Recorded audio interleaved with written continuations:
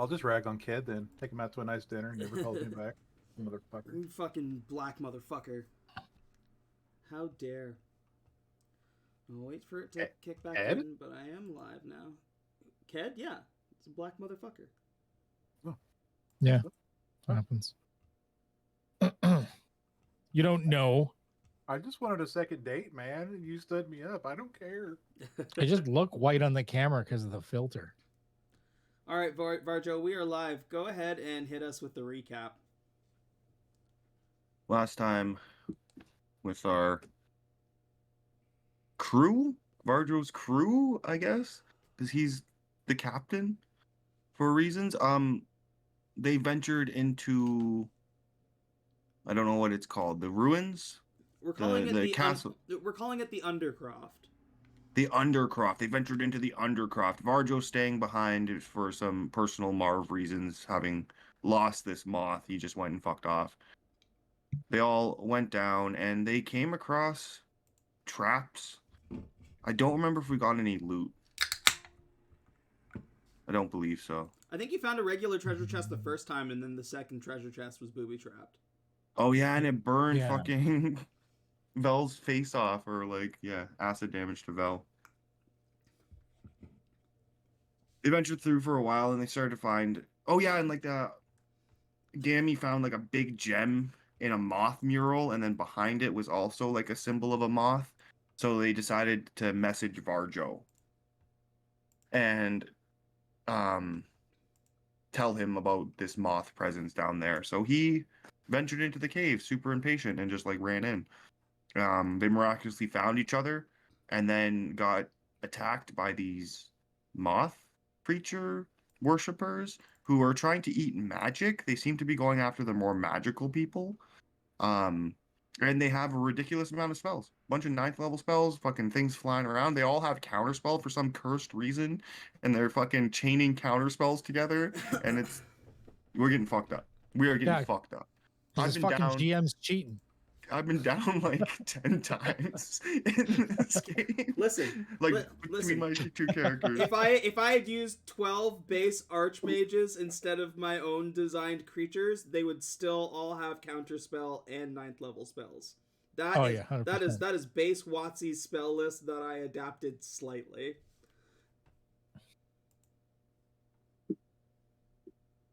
Yeah, it was brutal. It's been brutal. I think that we got this, but there's still 3 of them left. I don't know what their spells are looking like, because I haven't like been keeping track of which ones have been using which spells. But yeah, that's about it. We've been getting fucked up. Oh, Blue summoned a whole fuck ton of sweaty barbarian dudes, and they all got fucked up. Yeah, that also happened. That also happened. Yeah. And meanwhile, like the room that you entered also has this beautiful like mosaic of gems in the shape of a moth with like this like sun and moon kind of feel to it with like these yellow gems and like this strange like heart gem in the center as well as a bloody chest with this like desiccated corpse which is a mystery of its own. But for now we are jumping right back into combat at the top of the round. Vel, you are prone, it appears. I think one of them knocked you down. Or you came back up from 0. There's a reason why there was a prone thing on you. It is your turn at the top of the round. Okay. Oh, wait. Before we start, I didn't... Goddamn. We didn't do our regular housekeeping. Everybody, I've been told to be nice to you, so everybody add 15 points to your points card. Hey, yo. Also, if you don't have an inspiration, give yourself an inspiration. Hey, yo. And you can thank Ellie for that. Thank you, oh merciful overlord.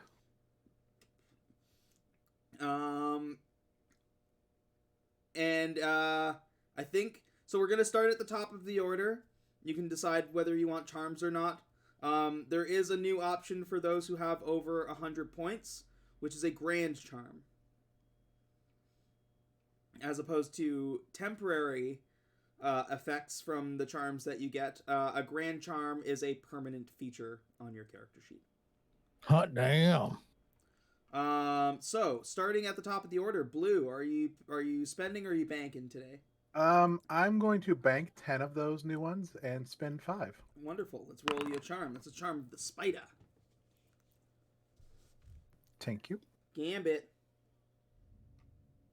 Both thing. Give me it all. How many? 15? 3? Yeah, 3, please. Time inversion, celerity, and fly charm. Sarge. I am gonna bank 5 and spend 100. Wonderful. Oh yeah, because you had 90, right? You Yeah. fuck. Yeah. You gain the grand charm of tongues. When you gain this charm, an arcane symbol appears on your tongue. This magical tattoo glows a brilliant, bright purple. You learn 5 new languages of your choice and have advantage on history checks. Ooh. Ooh. By the way, it's hidden. Like it just came up as hidden, so I can't drag it over if it's an item. It came up as hidden. Yeah. At first, I was excited. I'm like, did I get something called hidden? Am I invisible? I don't know why it's hidden. I'm rolling public rolls. Is the item itself restricted for permissions? I don't know. I'm gonna have to check because I created. But yeah, so I learned 5 languages and I gain advantage on history. Yeah, check. I dragged it onto your character sheet. You'll see it in your features tab. It's the grand charm of Oh, tongues. okay. All right, sweet. Sarge can now say stop resisting in 7 languages. Yep. Jiril, I will bank the points. you'll bank the points. Sorry, are the other things showing up as hidden, or was it just the one? Just that The one. Okay, yeah, I'm gonna have to double check the table and double check the items to see what's going on with those, because you should be able to see those. We'll work on that later. Jiril. I'm gonna bank them. Banking them. Perfect. Varjo. I got 90, so I'm going to be banking as well. All right. And Getting Vel. closer. 2. 2. Yep. Ventriloquist charm and charm of freedom.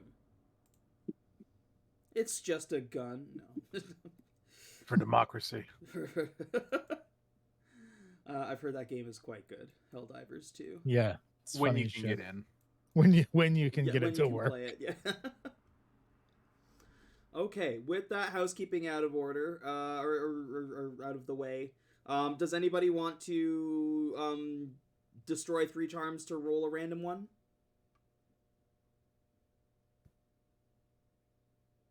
I'll take the silence as a no. Yeah. Oh, Yeah, I got 2 immolation charms and I'll throw my ghost charm at it as well. okay. So yeah, you can delete those off your character sheet, and instead you'll get a charm of delicious spices.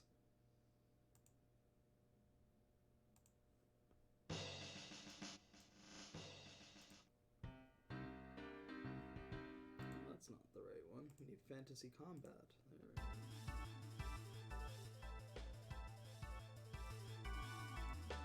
There we go. Now, at the top of the round, Vel. I'm gonna stand up and move. I'm gonna stand up and move here. And I am going to detach a bead, a necklace of fireballs, and drop it over here just to the left of this pathological, abominable acolyte. You're dropping the whole necklace? No, just one bead. Okay. Just only one bead. Fire. It is not worth doing that. It is. I mean, the way that item is designed, I don't know who in their right mind would ever do that, unless it was just like bucket situation. Yeah, it's better one at a time for sure. Yeah. So DC 15 for the fireball. And it's on these two. Yep. Try to Wonderful. catch both of them.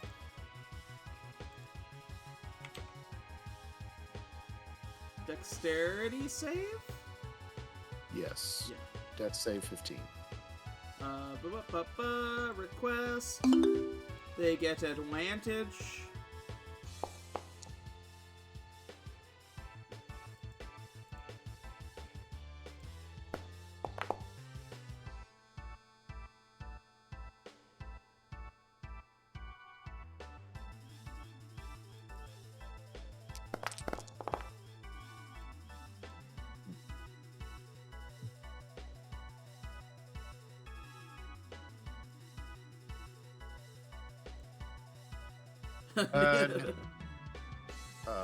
As a last bonus action, I'll start another Blade Song action, and that'll end my turn. Why are you dancing, Vel? Cough out an organ. Then I'll cast a Ye Old Blight on the Acolyte in front of me. I don't know when any of them last counterspelled, so I'm just going to assume that they already all have used their reactions for this round at the very least. I would counterspell his counterspell if you want to play that. No, I might. Sorry, they had their turns last in the initiatives, so the likelihood is they still have their counterspells at this point. Sure. Yeah, I'm going to counterspell that. So then I'll counterspell his counterspell. Wonderful. So he gets blighted. Yep. Con save.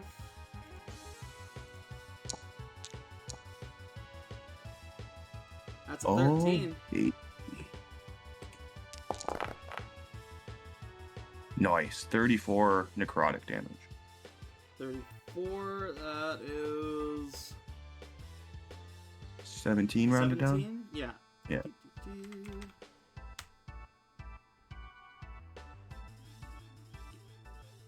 And then I'm going to miss. No, I'm not, because that's a spell.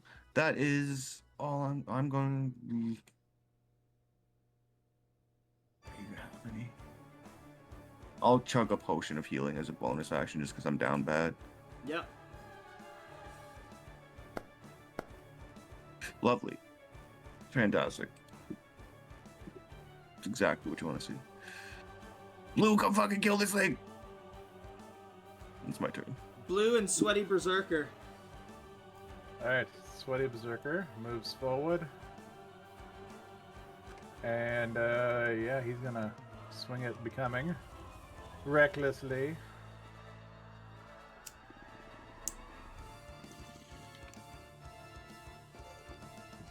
Because why wouldn't you attack recklessly? I mean, come on.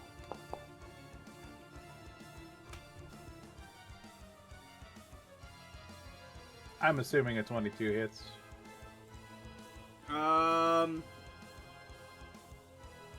That's from the Berserker. Yeah. The 22 hits, but almost like glances off of its like chitinous armor. Non-magical weapons do not do damage to these things. Oh wait, no, sorry, I'm wrong. It's not an immunity. It's a resistance. Go ahead and roll your damage. I'm a little high.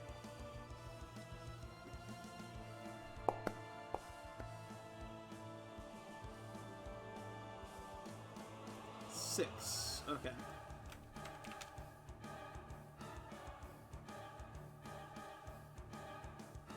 Okay, and then as Blue, I'm going to move up the 30 feet, and then we're going to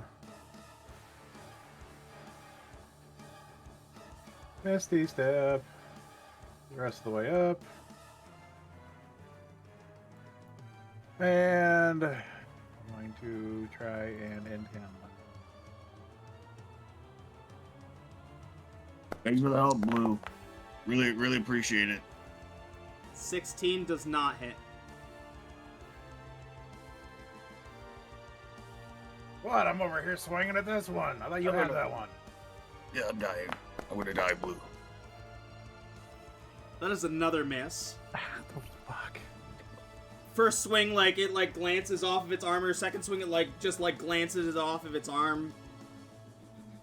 Well, I'm kind of fucking up over here too, so whatever. Yeah, I can see that. Yeah. Terrible.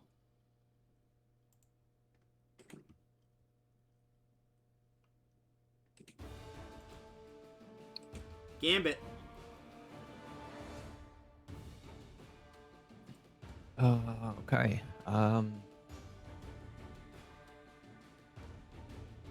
Damn, everybody hurt right now.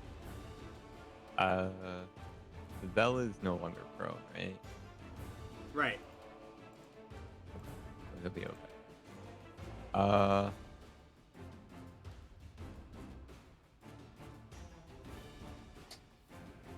I'm gonna move up to Varjo. I'm gonna grab his face and I'm gonna fill him with a potion real quick. Nice. Harder. I mean, what? Hey, yo.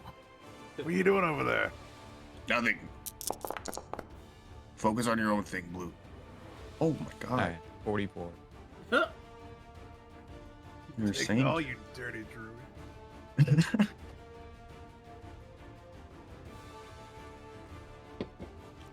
Gambit's like losing money hand over fist, trying to keep you guys alive.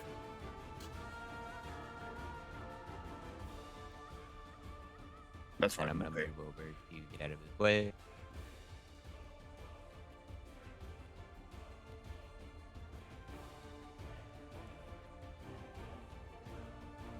And I'm hurt too, so I'm gonna also drink another potion.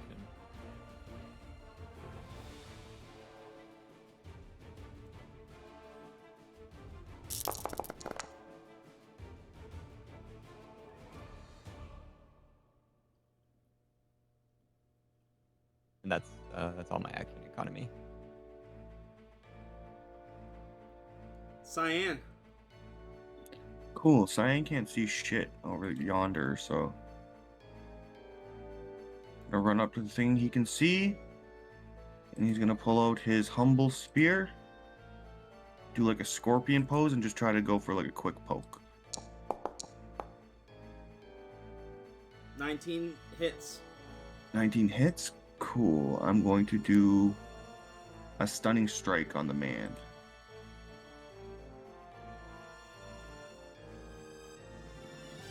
Did I already try this and it didn't work?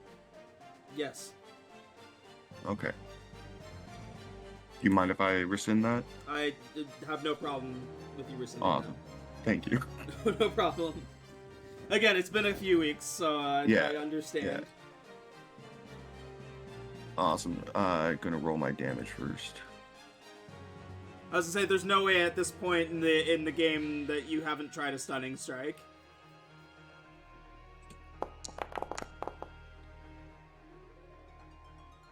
$27 definitely hits. Awesome. So that's 8. And then 13. 13. Oh, not quite down yet. It's looking hurt Alright. though. I'm gonna punch him in the head. Or kick him in the head, sorry. Both my hands are on my spear. Oof. 16 doesn't hit. It's not a hit. Flurry of blows for another one. How many key 18? points do you have left? I now have 8. Wow. 14 key points is a lot. Yeah. Yeah.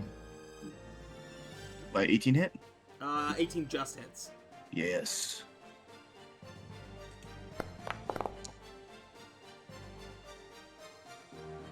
Yeah. He is dead.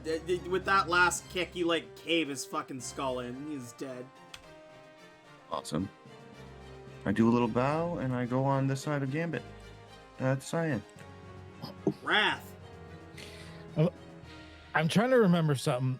I'm looking at my active effects and I gotta like, the raging and everything like that. I have a reality break on me. What was that? Does anyone remember? What? I don't know. One of the active effects I had written down was reality break, and I don't fucking remember why. I just didn't know if it was something you had put on me or what. Or if That it was- something Yeah, that was something that one of them Oh, did. it you, I had to be a believe. spell.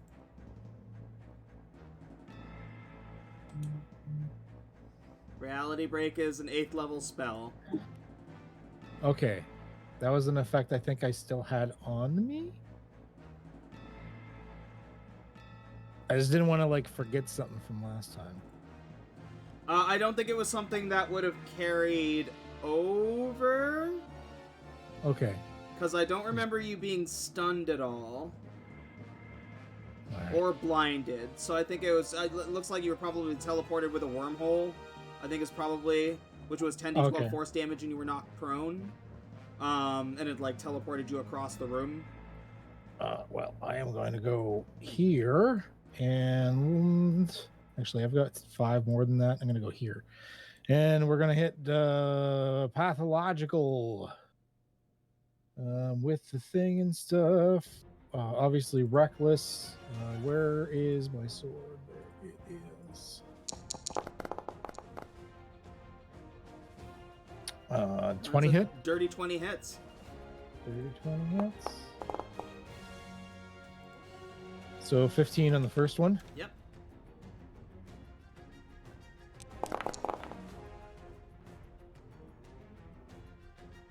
That's gonna hit. Yeah. Jesus.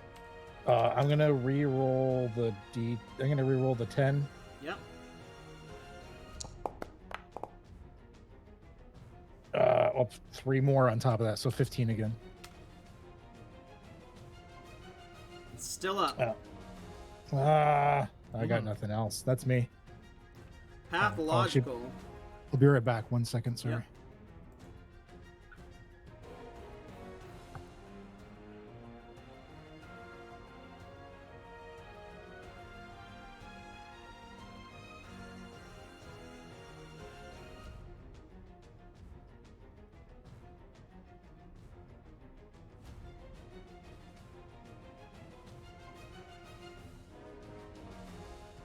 Okay, so pathological is definitely not in a good spot right now.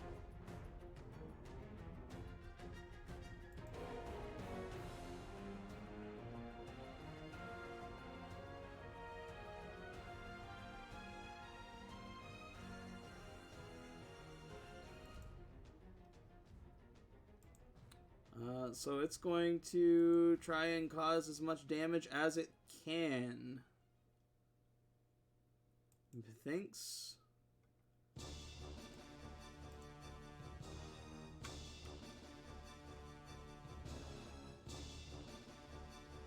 No. It's probably going to be at this dude who's like just going haywire on him. So I'll have to wait for Ked to get back for that. But this thing's just going to like blow an ice cone at it. Red Countess, thank you so much for joining us again. Hope you're doing well.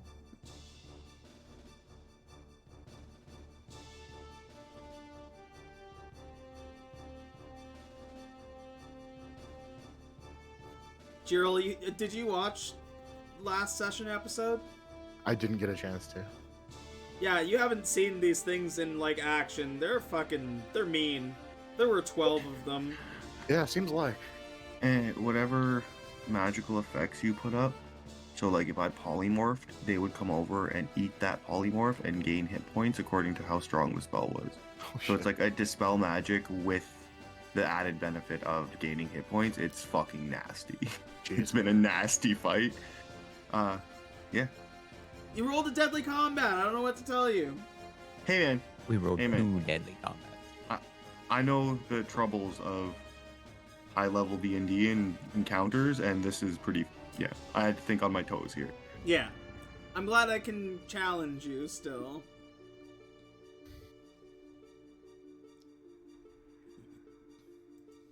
Yeah, that's why most games just go to level 5 because that's that's when it starts getting nutty. You know what? I can get Vel in this as well. I'm just gonna aim it the other way for the sake of time here. So Vel and Blue, I'm gonna do a thing, so don't roll anything yet.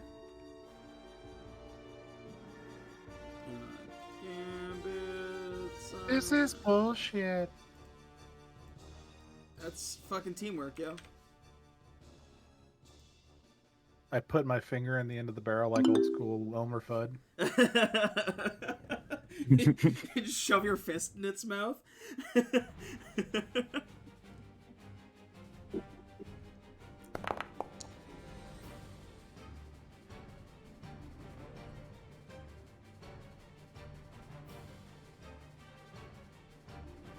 Bell? Yes.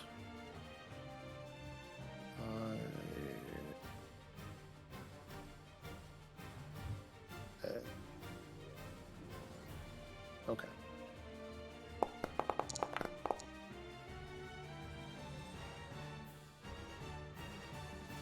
Makes it.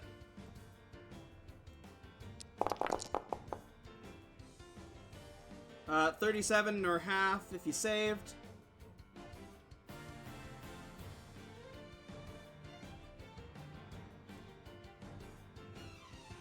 Nice.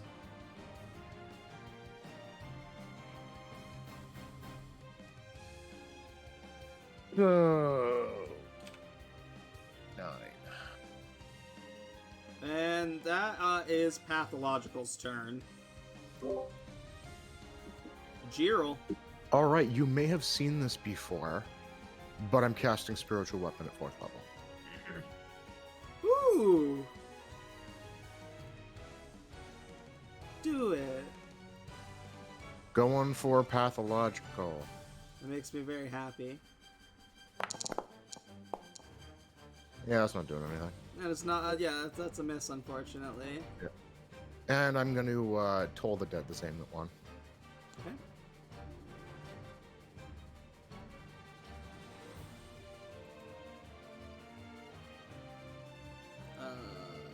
Do-do-do.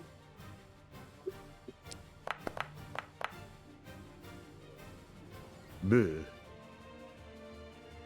That is my turn. Here's my mouse chip together. Wonderful. Duplicitous looks over at this hammer like that just starts glowing in front of it. Squeals with glee, reaches over and starts eating it, like from the hammer down to the bottom. What's spiritual weapon in 3rd level? I casted it at 4th. You cast it at 4th? So it gains 40 hit points back.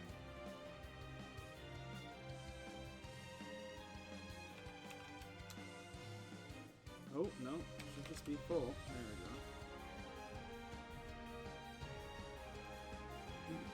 go. And then as a bonus action, it's going to Misty Step up 30 feet.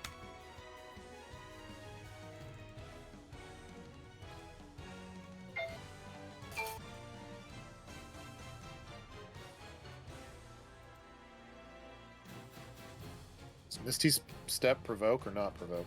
It does not provoke. It's like teleporting. And that is Duplicitous's turn. Back at the top of the order, that's you, Vel. So which one is the one flying? Okay, that one.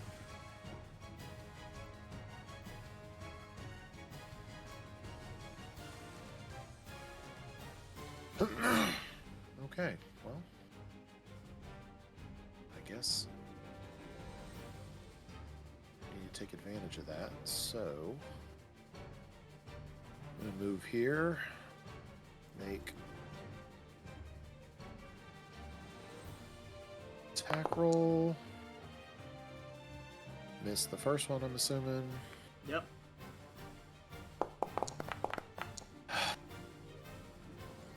That's a hit.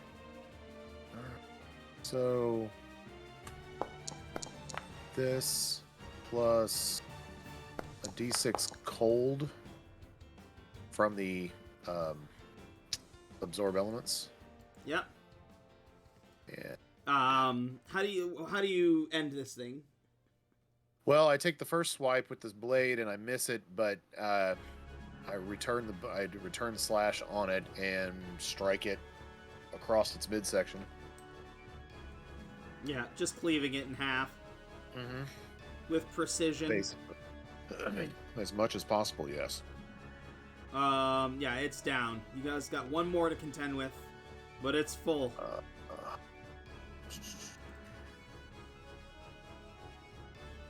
Okay.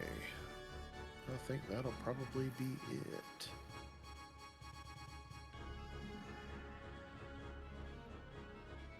Barjo.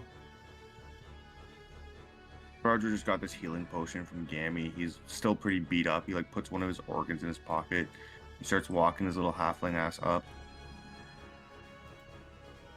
I'm Virgil Moondancer. And I'm the fucking Moth disciple. But I'm also the keeper of the Rainbow Secret, and here it is, bitch. And I'm gonna use the once a day ability on Rainbow, all directed at him. The prismatic blast? Yeah, Oh my god. yeah. Let's fucking go. So I need you to make, I think it's what, 10 attack rolls? Okay, what is his AC? His AC is 18. Okay. I want to roll once here. Just to...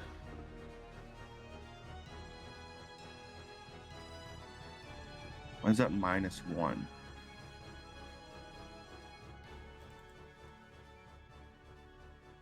Sorry, I think it's basing off strength. Yeah, it's Yeah, basing it's it off using- strength.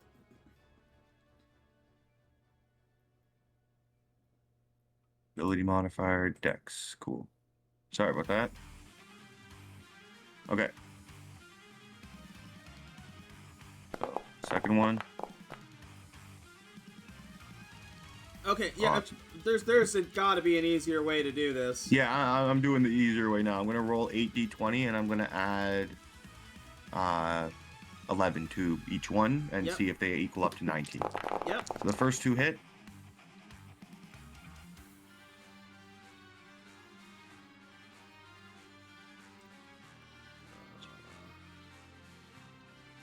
Two of them missed. Okay.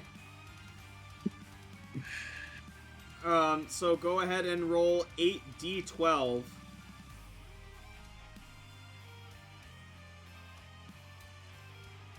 I believe it's 3d12 for each. Yeah. Or so yeah. So So 24d12. 24d12. That's There right. you go.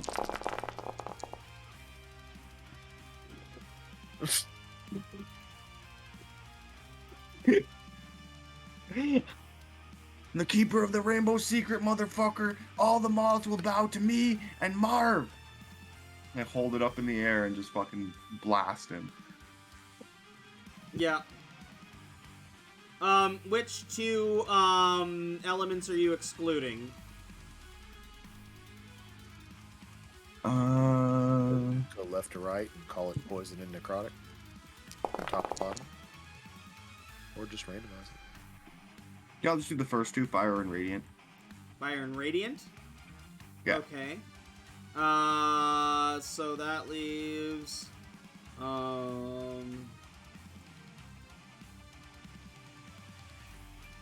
yeah, I'm just gonna you pull out this rainbow energy, you blast this just swirling myriad of rainbow beams, and it just blows this thing apart. Like from full health, just like there's nothing left. You have vaporized it. And that is where combat ends. Maybe the thing could kill all the demons, I don't know. You see that? It fucking blew that one into confetti. I'm thinking you should have led with that attack. You know, Blue. I think so. I think you might be onto something. But I also had to come in here alone, so that was tough. Anyway, I'm dying. And there's this cool chest behind us with this corpse on it.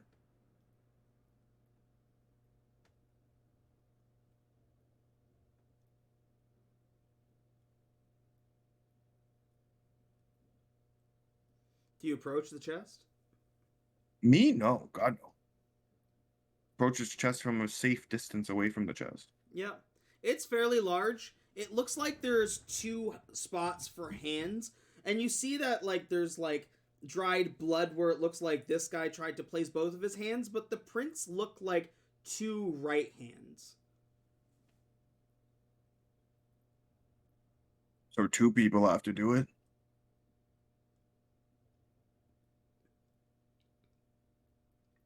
Looking at the symbol behind it, like this is a shrine to the trickster god. Yeah.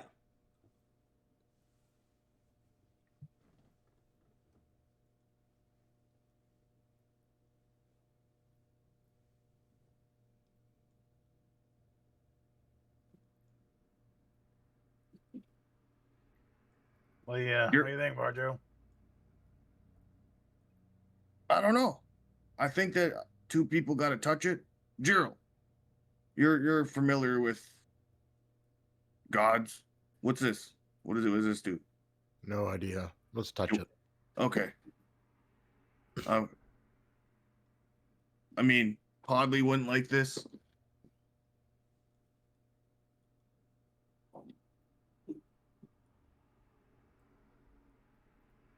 Yeah, but I didn't like Podley, so that works out.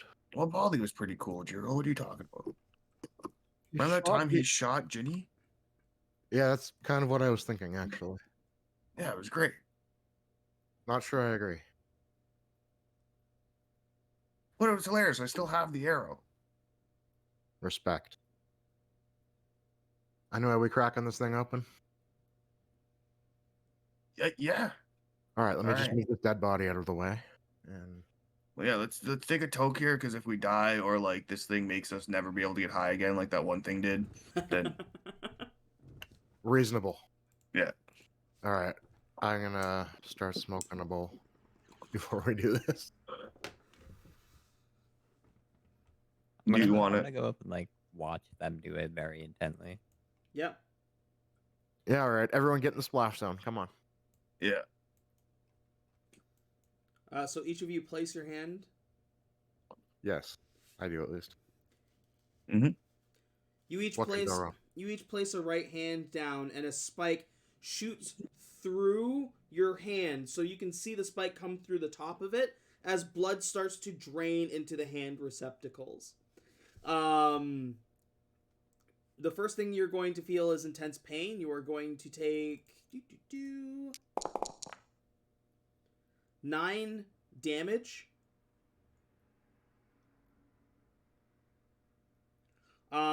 And as your blood drains, it starts to fill those like outer lines you can see, like the square boxes, and start to like spill over, but doesn't seem to like spill off onto this like dais. Like it seems like it spills into the chest itself.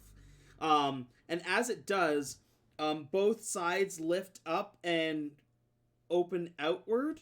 And welcome back, Wrath. The first thing you're going to find in there is 2,000 gold pieces. And laying on that bed of 2,000 gold pieces are a heavy crossbow and what appears to be some kind of loot. Well, it's all loot. Oh, What kind of loot though? Is it like money? Is it treasure? Crossbow and instrument. No, but you said we get and loot. What's the loot? Yeah, that was the loot. And as the chest opens up, these 4 hands all burst alight with flame. Oh. I think that means you're in my religion now, Gerald. Nah, my hand will pop right out. No, I'm pretty sure that's like that was the ritual. I don't think so. I'm pretty sure you're one of, like, you're a disciple of Marv as well. I don't think so. And I'm just gonna start scooping up half the gold. Is that how it works? Do you have to be exclusive with gods? Can you worship like 10 of them? Some say you can, some say you can't. It's like women.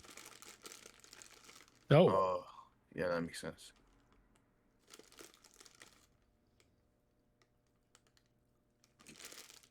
I mean, this is cool stuff, but I need Varjo and Jiril to roll a d6 each.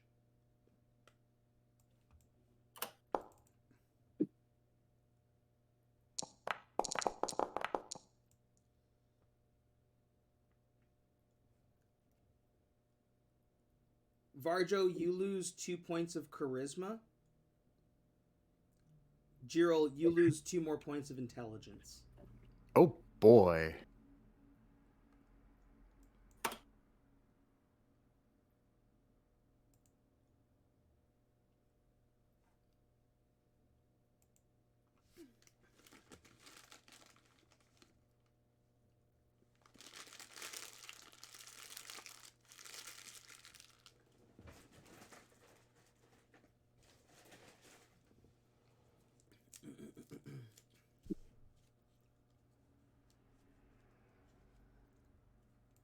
As they're gathering the loot, what are the thoughts of the party?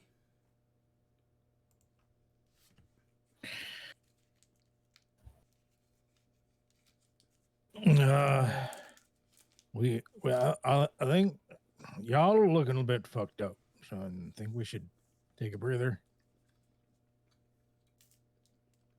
No, I'll breathe when I'm dead. No, you won't.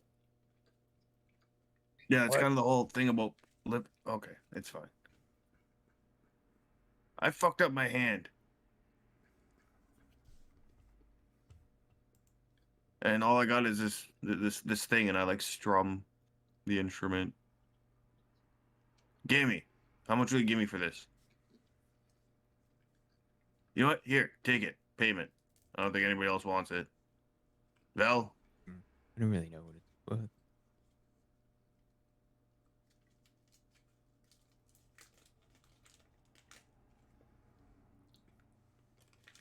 There, here, Vel. Uh, Take this crap. Sell it. Okay. Oh, sorry, Gamby. Take the crap and sell it. Unless you want it, Vel, like you're gonna Emma use me. it. I don't see myself using the instrument now. I Seems seen you more like- dancing around out there. Yeah, but I'm not a bard. That doesn't seem like that. I feel like you're a bard.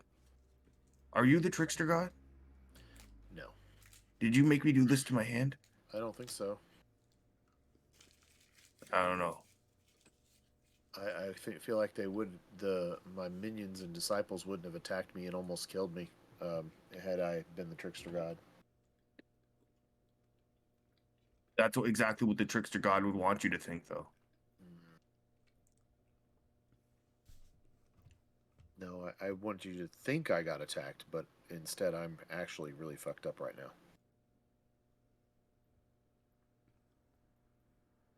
I don't know.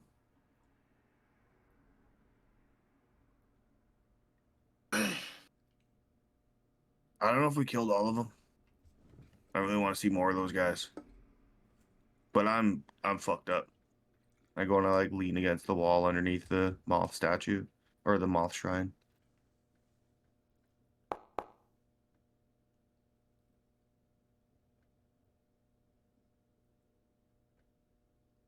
We're gonna take a short rest. I mean, probably should. Okay. Well, somebody said that they were gonna sleep when they were dead, so I wasn't sure exactly what we were. No, I Right? said breathe. I need to sleep. I can breathe when I'm dead. You can breathe while you're asleep too. Well, we're not gonna stay here and sleep. I thought we were just gonna rest for a bit. Take a breather. But you said no.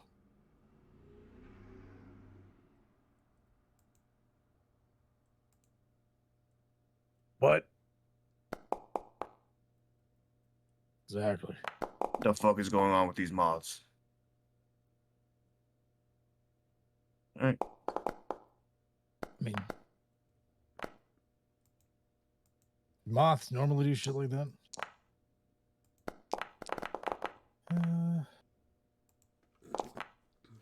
Short rest.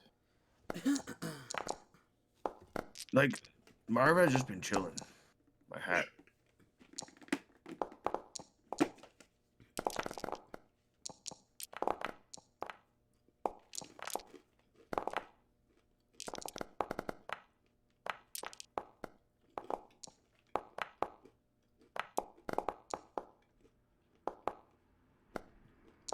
Oh, I feel better.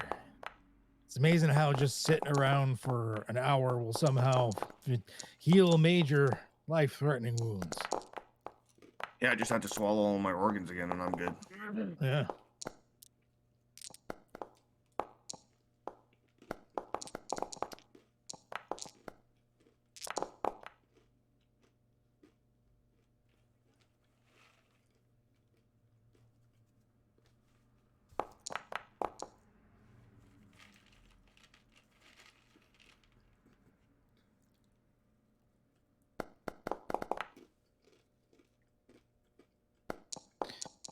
So now what are we gonna do?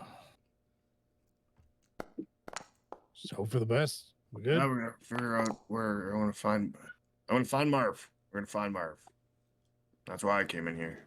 I don't know why you guys came in here. Oh yeah, are we supposed to like find the secret weapon that we learned from Corvo? And it's in here somewhere. Maybe the weapon is Marv. I came in here because I want to go home, but you won't take me home until you finish whatever bullshit's happening Motherfucker, here. we gotta kill the demons. I know. That's what I said. That's what I was just saying. I'm like, Captain ordered me in here. That is why I'm in here. No, I mean like the demons are gonna eat your home anyway. So we gotta stop. I mean, I didn't know why I had to be part of that but I'm here now. Well, we needed more wheeze. We.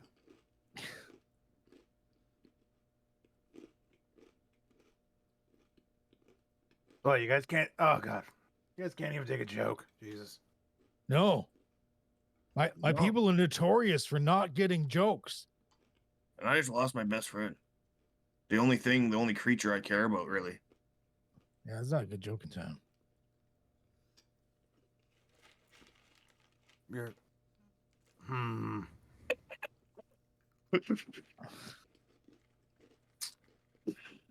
Okay, shorty.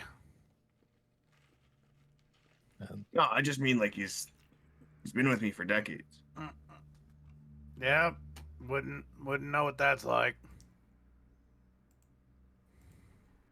Are you jealous of a moth?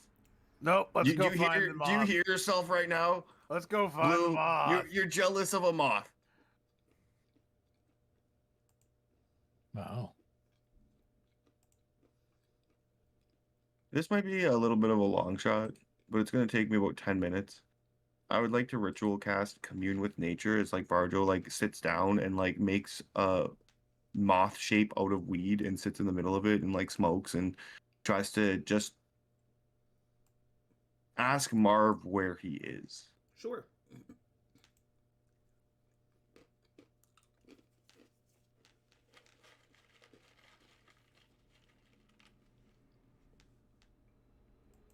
I'll even allow that within your like hour's rest. Awesome. You Hell yeah. go ahead and give me a nature with advantage.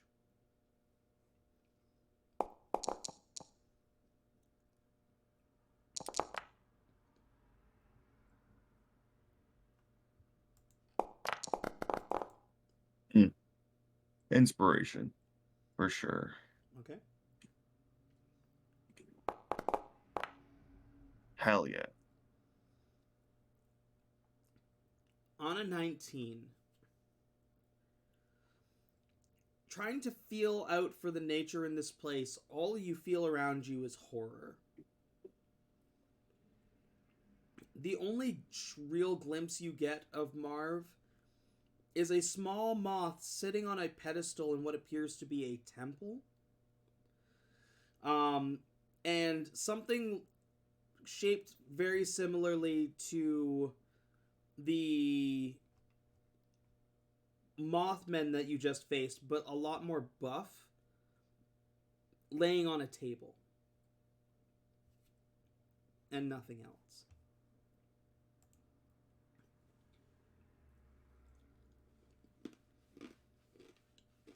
All right, we got to find the temple, save Marv.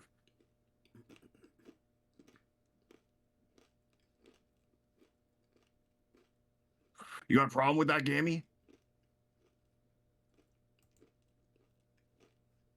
I mean, not doing so hot for, magical capabilities right now, but I mean, I'm okay.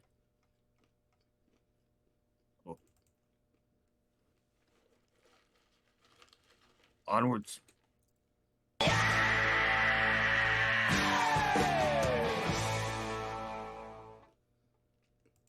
Ray, thanks so much for the resub.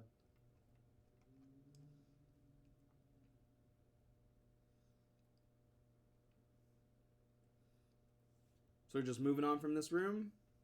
Mm-hmm. Moving on. Wonderful. Yeah, there's nothing else like about this shrine, right?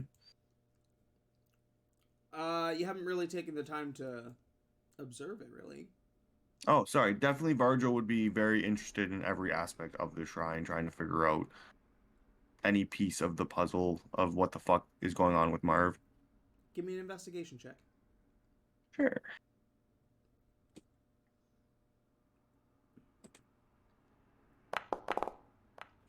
Oh, definitely.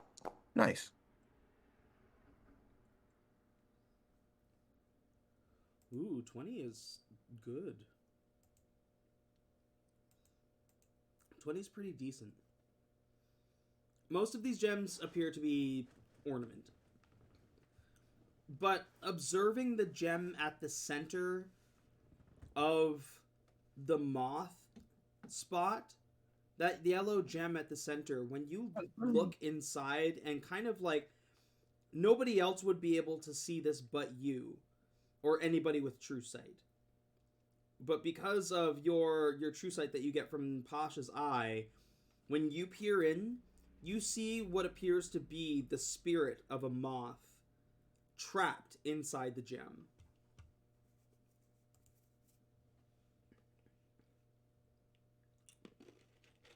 Yeah, we gotta go. We gotta save Marv. Marv's in danger. They're trying to make him into a gem.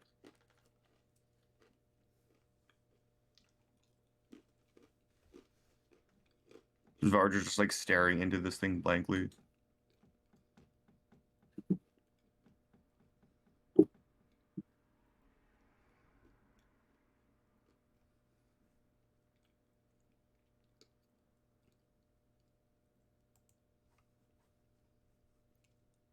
Varjo is staring into this gem blankly. Does anybody respond to him?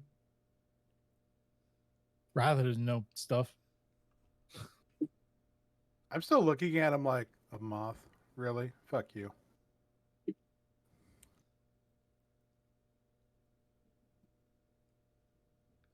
Depends on how long you're staring at it, though. I'm staring at it for a while. I start muttering to myself and then pacing back and forth. And they kind of ponders to himself and then asks, "What do you mean they're trying to make him into a gem?" They're turning moths into gems. What's so hard to understand about that? Well, I mean, there's plenty difficult to understand about turning a moth into a gem as Gambit goes over with his crowbar and tries to pry out this gem like he did the other one. Does this look similar to the citrine that he pulled out the last time, right? Yeah, very similar actually. Go ahead and give me a strength check. What are you using to try and pry it out? Like a crowbar? Yeah, I have a crowbar in my kit. Yeah, go ahead and give me a strength check, like an athletics.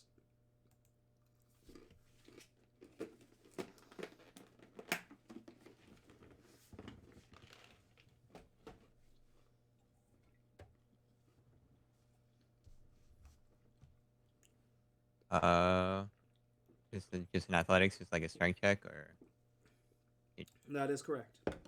I'll help him if I can. Okay, yeah, go ahead and roll with advantage. Nice. Okay. Gambit, you can go ahead and add, just add one to the citrine that you have. Varjo, you look inside and he pops this thing out of the shrine, the spirit inside dies. I punch him in the shin as like hard as I can. What did you just do? You killed him! You son of a bitch! I jump on your back. It's a stone. Come here! I got. Oh God! You'll pay for your crimes! Blue. Ah, stop it! Luke, I get, said get you him. to death. Stop! Ah. I grab Varjo, like, what has gotten into you? Like kicking and flailing. You fucking killed him. Killed Kill who? the who? The moth. The moth. What? The moth in the gem. Is a Sorry. moth in the gem? Is there a moth in all of these gems? No, just that one. Is there like there's like multiple gems on the wall, right? Yeah. Like it looks like this. Alright. Like if we go around and I like point to each gem and like point out to Barjo, be like, what about this one? Like is there a moth in this one? Like are they turning all of the gems into? It was only the one in the center. Okay, cool. I'm gonna start just prying out gems. No. We're leaving. I want to go find fucking Marv before he gets turned into a gem, and then killed by some fucking snake dude with a crowbar. Listen, I just spent a lot of money on potions. Okay, trying to recoup my losses here. Varjo's leaving. Who else is leaving, and who else is keeping here to pry for money? I gave you fucking those 2 items, and you had like that whole like while we were smoking weed. You told me that whole story about your sister, and then fucking like you could have been doing it then. Well, I mean, the story about my sister requires, again, a very large story base, lots of things to remember. It would have been very difficult to give you the full story as I am I will supposed give to you. if I'm I trying. will give you 1,000 gold same pieces time. right now if you stop talking and come with me. That'll cover a little bit very well. Yeah, here's 1,000 gold pieces. I hand him 1,000 gold pieces. I would be chasing after Varjo. What has gotten into you? I look back at Gamby and I see the one berserker that is still alive. I'm like, one of you made it? He looks. I don't. He should. How long do they last? Is it not an hour? Yeah, he's gone. Oh, he's gone. Okay. Yeah, like at the very end of your or your short rest, he just fucking like vanishes. I was gonna name him Teddy. Yeah, I would be like kind of walking with Varjo, like trying to figure out where his headspace is at right now. Varjo seems off. Varjo definitely doesn't seem himself.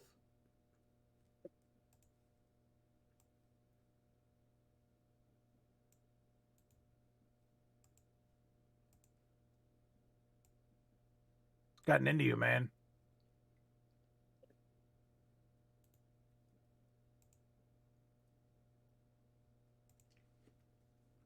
We gotta find him. I know we gotta find him, but there's more to the story. You're acting crazier than usual, if that's even possible. You ever been lost in the forest for 20 years? I mean, I'm pretty sure I've been with you the last 20 years. Well, before that, I was in the forest. And it was not easy to survive. And I might have gone just a little bit crazy. But that moth was my best friend. And that moth is the only reason I got through those 20 years.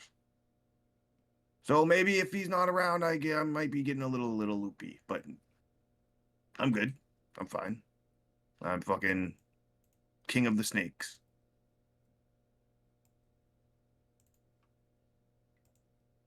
So, what do you mean by they're wanting to make him into a gem? They're turning him into a gem. That's my theory. But When I talked to him, I saw like a temple and a fucking like moth buff dude on a table, and then like a moth just on a pedestal. what And then what would be the reasoning? Like, you said there was a moth in that other gem. Like, why? I mean, I get Marv's a god, but you're gonna tell me every moth is a god? No, I've met other moths. Marv's different. That I know. But I don't know why or how. I don't know why or how any of this shit down here works. But since we're down here anyway, looking for this weapon, we might as well try to find, my best friend. The only creature I care about, really.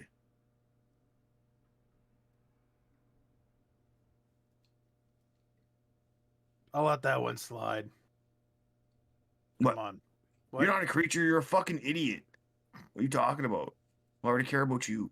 All right, come on, you pint-sized pissant. Let's go find him. Just like tap him on the shoulder. Yeah, onwards. Yeah, give me some hex rolls. I'm afraid to.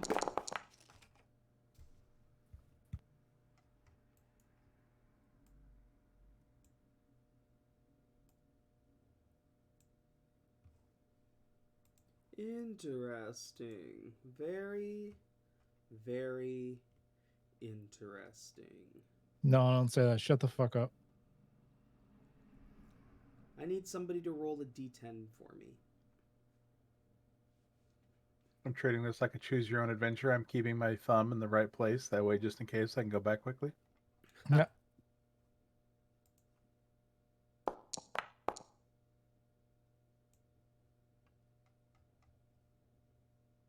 It goes home. Interesting. You walk into a room, and it's a lot different from the ones that you've seen so far. Rather than like the shabby brick, it is almost like a fancy like dark marble in this room, and contains almost nothing. There's no windows or anything like that. All you see is a large glass tube that goes from the ceiling to the floor, and floating in the middle of this glass tube appears to be some kind of trident.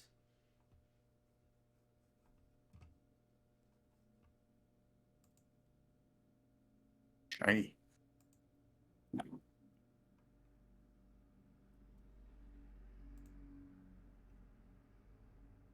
Well, we've almost died how many times today? Thoughts? What's one more? I mean, who the fuck wants it? I don't know. I've never been a big pitchfork guy.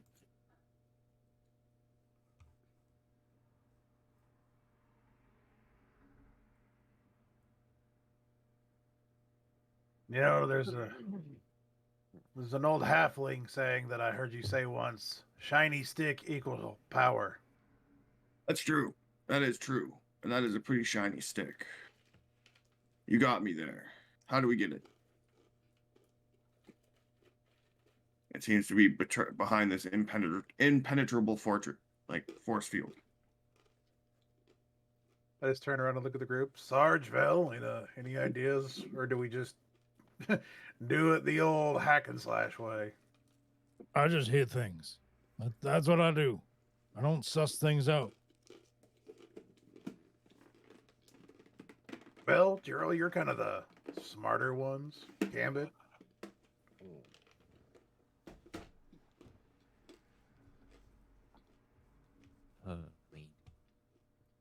We can just go up and check it out, see what happens. I'm not getting anywhere near it. Not after last time. You can go check it out. Fine. It'll be all right. That's not very team player of you, Vel. You got hit with a little bit of acid. I puked up my liver. Shit happens. I'm just gonna go up to it and do the whole thing where you like knock on the tube, like tung tung tung, just to see how solid it is. Gambit will take another side of it and like place his hand on it. Yep, it feels like glass, slightly thick, but doesn't feel strange at all.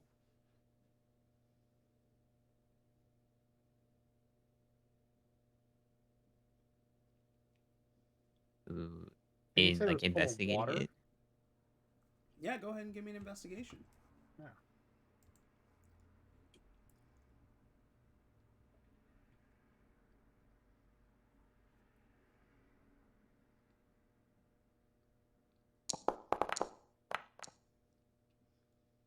just looking for like any kind of cracks or openings, or if there's anything that like looks like it would change, or like if there's anything that goes up through the ceiling or down through the floor. Doesn't appear like there's any kind of openings. When you peer in and look down and look at the top, it appears to be like there's some kind of blue glow.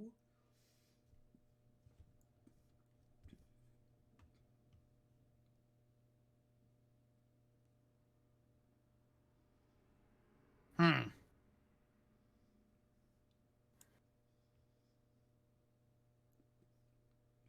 What do you think, Varjo? I have a theory. Looking at the top and looking at the bottom, it seems to be some sort of magical power. Now, I think that if we break this, that water will not stop.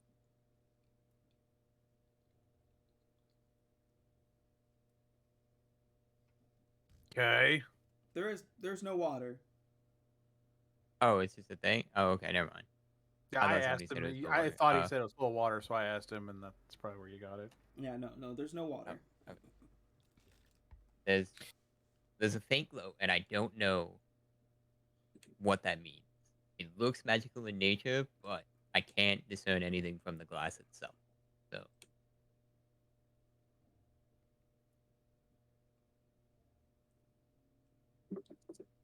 we can So try. break it. Did we notice any symbols or like buttons or anything on it? No symbols, no buttons.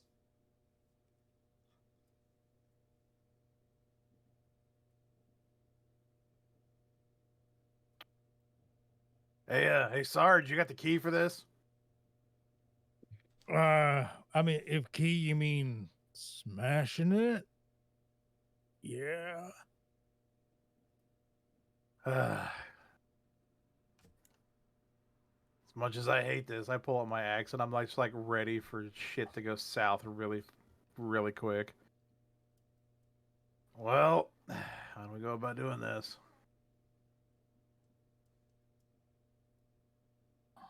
I'm gonna stand pretty far back just in case you die. That's fair. Yeah, who's standing where? I'm probably swinging on it. I'd be right beside him. I'm near the back, although can I bond everyone? Or everyone I can? Sure. All It'll right. be like 90 degrees around the cylinder. All right, let's go And with I'll forgo bond. all right, emboldening bond on me, Wrath, Gambit, Blue, and Varjo. Hell yeah. Okay. That lasts an hour.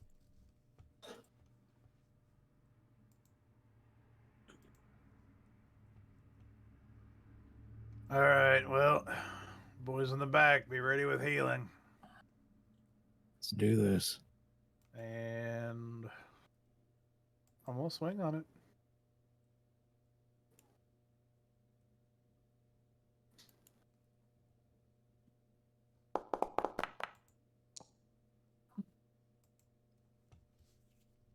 Definitely hits. You don't even need to roll damage. Okay, I didn't know if you want me to roll No. or not. I just You penetrate the glass no problem with your weapon, and as the glass shatters, almost like a force bubble that's been holding this thing into place blows out. So anyone who is close by, I need a dexterity saving throw from. That's me. I think me and Wrath were the only two that were like up in its guts. Yeah, I was like around the other side of it. Is it a full 26. explosion, like 360, or just their direction? Ooh, Full explosion. I'd like to use my inspiration on that. Sure. Don't I get a? What do I get for the emboldening bond too? D4. Okay, so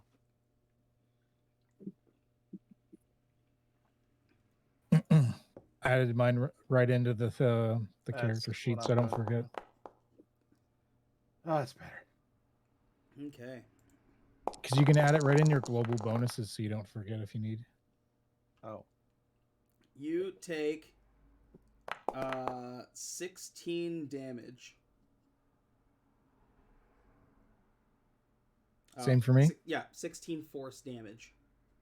as whatever magic was holding this thing in place blows out as you penetrate the glass. Glass flies everywhere. And this trident is left just laying on the ground in front of you guys.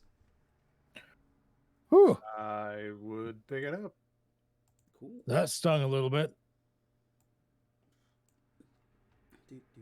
I would warn people like, "Wait, get away from me real quick," and I pick it up, just like close my eyes, like, "Oh God, don't die, don't die."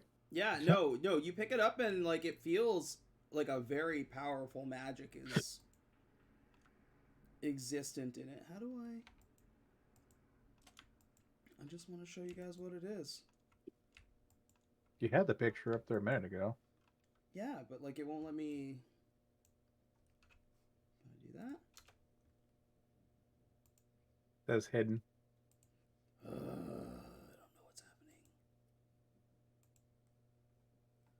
Why is it hiding things? Sadness.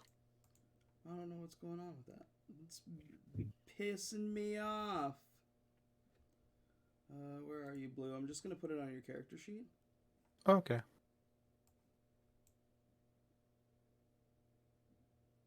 There you go. It's on your character sheet now. The Tideborn Trident. It does require attunement. But it does seem really it seems like it would be carried by royalty almost.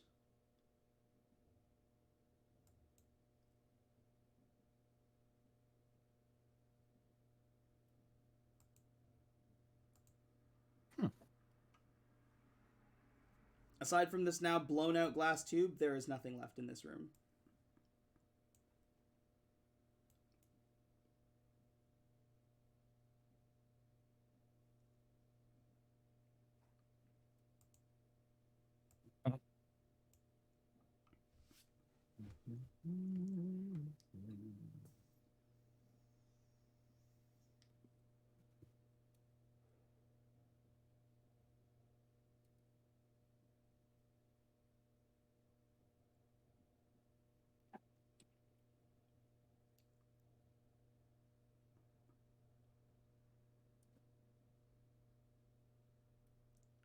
Ah, boys, what do we do? Just move on. Move on.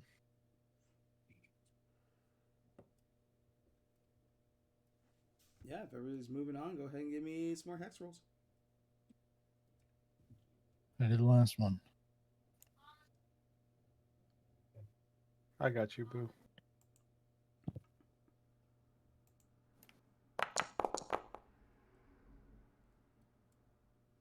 That is a 4 and a 6. All right, go ahead and give me a D4 roll.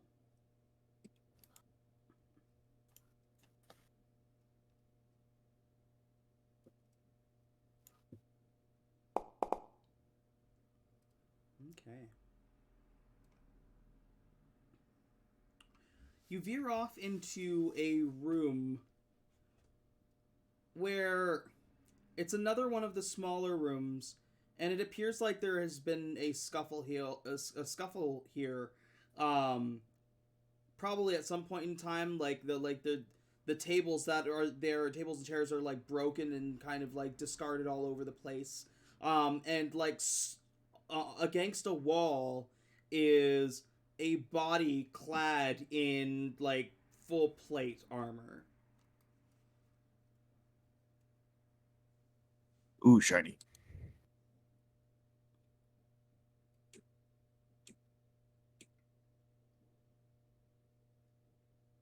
Should we touch it? Probably. I feel like touching things is the way to go. I mean, it's been working out for us somewhat so far, so. We know at some point it's gonna bite us in the ass, right? No. I mean, maybe. Or maybe we'll be rich. Maybe this suit of armor is the weapon we're looking for. Yeah, maybe. As you're discussing in the room, you hear a voice go, "Hello."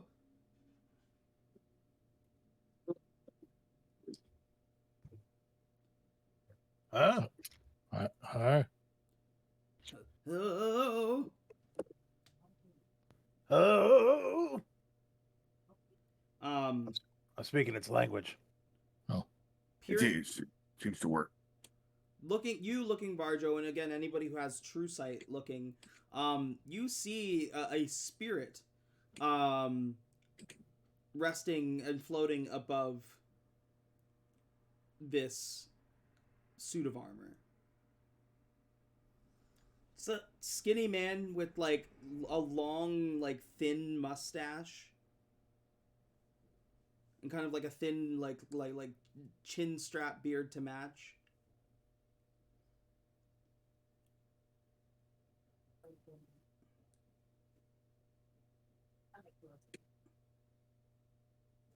Oh, So someone want to say something? I don't think I should speak.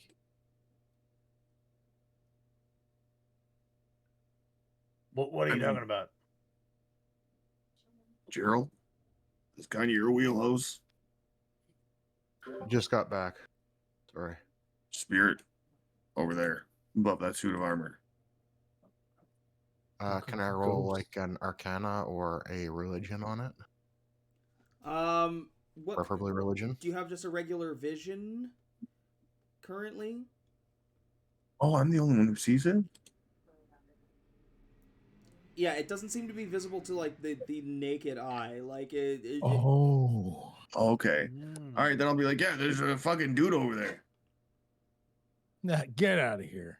No, there's Right, not. there's nothing there. But everybody hears the voice. everybody hears the voice. No, you hear that? Hello? Hello. He's right there. You don't see him? No. There's nothing there, Raju. There's a suit of You guys- armor. You guys are crazy. Well, I must be. I'm hearing shit. Can you see me? Yeah. You must get me out of here. Why? The moth wizards, the cultists. They're planning something devious. They're going to use the king in their plot. Marv? Oh god. You must get me to the king Okay. before it is too late. Hell yeah. Who's king of what? King of the Moths. Marv. The king of Rabanaster. Rabbit masters. King of Rabanaster. Where have I heard that before? What King Grumpabar? Where is he? No, that dude's long dead. Oh yeah, we met somebody else like this. Yeah, he's dead. We think that he might still be alive, Grumpy Bear, but you've been dead for a while, I think. But the kingdom. Oh no, it's gone. All of it's gone. Almost everybody you know is dead for sure. Yeah, everything you cared about would be laid to waste at this point. You've got nothing left. Yeah. Just to help you move on. Move on. Yeah. Wha- But the king. What did the king do with moth cultists? It, What are the moth cultists doing? Tell me more about that. it began with a grand vizier. We didn't know where he came from, but the king just took him under his wing, made him his right hand. Then these strange wizards began to show up more frequently and in greater and greater numbers. I tried to stop them. I tried to get information to the king. And What were they doing? He looks down at his body, and for the first time, like, you're seeing him, the realization, you say, like, his whole kingdom is dead, and he looks down and sees, like, this big sword that is, like, through the body, pinning it to the wall. And he says, "My own weapon. They killed me with my own weapon. Yeah, that's always the way. Fuck. What kind of knight am I? Is he a I'm knight? gonna say dead. He No. Almost as good as Gallant. You're a great knight. he stops verbalizing, like, and like he's no longer looking at you and just staring at the sword in his body, in his physical body.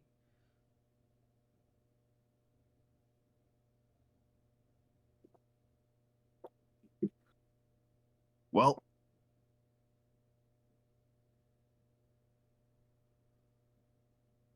he was telling me stuff. Yeah. I mean, is he doing something that I don't still don't see anything? I don't know what we're. No, he's staring at that sword and that suit of armor now. Contemplating his navel. Yeah, I think we kind of just shattered his whole reality. I mean, Coward. how long do we think he's been dead? He hasn't looked at his own body. I think he's just put it together now. Have you ever been dead, Gammy? I felt like it once. I think I got like the flu or something. I ate some some bad soup. And that's the same as like being I dead. thought I was dead. Yeah, I thought I was going to die. I figured I was close enough. You had the shits once, and that's the same as what this guy's going through. Hey, listen, you don't know how that affects us. What are you now, the expert on you on tea? No, what did you Yeah, what did you just exactly. tell me? You just swear at me? Oh shit. No, nobody swore. What the fuck is it you on tea? Do you want tea?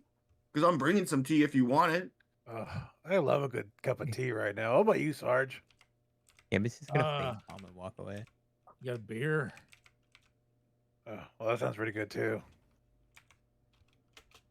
I'm gonna go up to this night ghost. I'm gonna pull out the spear with Kavan. And I'm gonna pull, like, tap it and get Kavan to pop out. And like before I'm gonna say, you died a warrior. This is also a great ghostly warrior. What's your name? The ghost is still not responsive. Kavan. This is where you step in. Kavan looks and he says, "Hey, I'm also a spirit. Hello. How you doing, friend?" Hello, like kind of like waves, and he's like, "I'm sorry, Varjo. The lights are on, but nobody's home. Fuck, eh? I think you. How long is he gonna be like this? I don't know. I think you broke him." Fuck.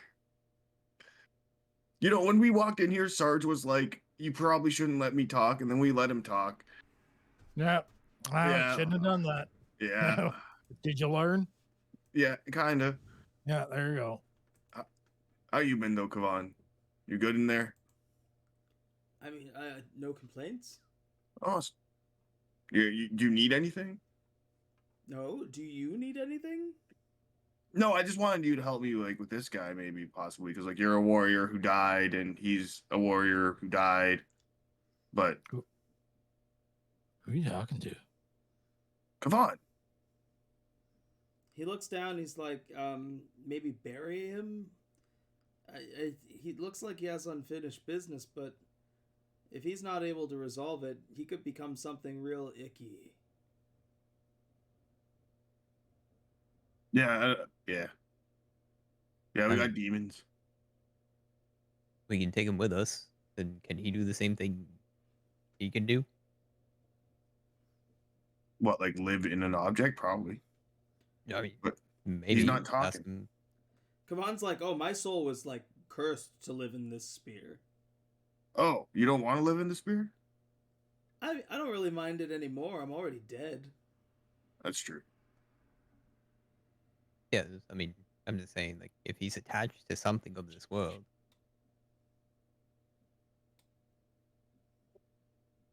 that's what the I don't know, the witches Yeah, we should- they do. They we should, attach like- to an item. But we should bury his Obviously, come on. armor, and then maybe he can like move on. Well, I mean, bury the skeleton. Are you gonna take the fucking Kurt? Gammy. Kavan's like, if you don't need anything else, I'm gonna. Yeah, no, thanks for trying, man. Appreciate it. Give him a little fist bump.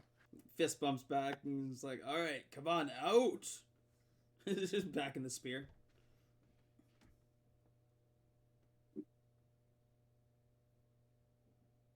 I guess we'll bury this dude's body. Can we bury it in here? Is it even dirt in here? No, it's like stone. Well, fuck. I don't really want to carry this guy's body around.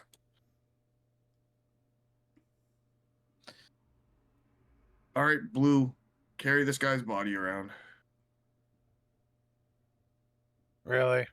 Well, you did it with Larry for no reason. Hey, Larry had a family, damn it. It stopped being funny after the first 20 minutes, and you kept him Who until is he Larry? rotted. What the fuck is a Larry? And why are you carrying corpses? So Larry What- was a. what is that?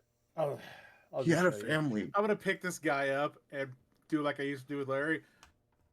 I used to do this with a werewolf. I'm like, hey, my name's Larry.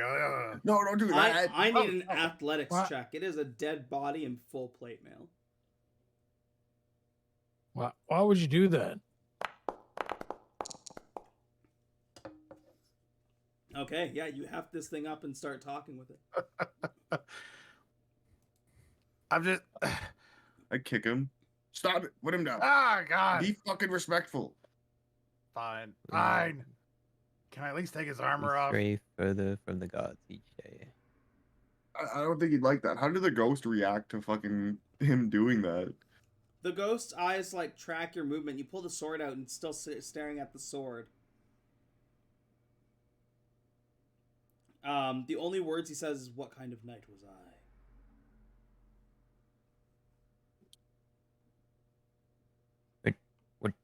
Vajra, what did he do? I don't know. He's just looking at your sword. Well, his sword. I He's can't just hear looking it. at the sword. All right. I'm gonna try something. I'm gonna like reach my hand out for the sword.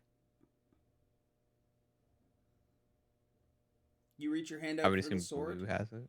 Yeah, I'm gonna like pick up the sword. It is a great sword. It's fairly hefty. You go to pick it up, and its eyes still track the movement, but he doesn't like Gotcha. get aggressive at all. Vajra, what is he doing? He looks kind of pissed. Looks kind of pissed. Okay, so like, as in like, is he moving with the sword? And I'll like start taking steps away from him, just slowly. Like, what's happening now? What is he doing? Does he move with him? Doesn't move from the spot. No, he's not moving. He just looks mad. Now he's Okay, I'm flipping gonna you try- off. I'm gonna try one more thing. I'm gonna break line of sight with him. I'm gonna go around a corner, or like try and break the line of sight between the ghost and the sword. The sword leaves his line of sight, and Varjo, now you're seeing the ghost start to get angry. His face is starting to contort, and it's almost like his eyes are starting to get a red hue. Gammy, get back here. Gammy. Oh shit! Alright, Gammy's gonna run back in like full sprint as fast as he can, carrying the great sword. You were a good night, man. We're gonna bury your shit. Okay? We're gonna put you to rest. We're gonna bury your shit. Blue, put his body down. Gammy, put his sword down. Fucking dig a hole in the stone. Wrath, you're a mole. I mean a dwarf. And you I ain't got a pick. I got an axe. Actually, I don't even have an axe. I have a sword. It's not exactly prime stone digging. Got a pick? Gammy, pick. Yeah, actually. I'll I haven't put him reach in down my yet, bag and pull one out. And I'm Drop gonna just keep asking me like, can we Drop it, Can drop we it. find a better place other than the stone floor? No, drop it. Stone floor, burying him, putting him to rest. Now, no, he's gonna get pissed.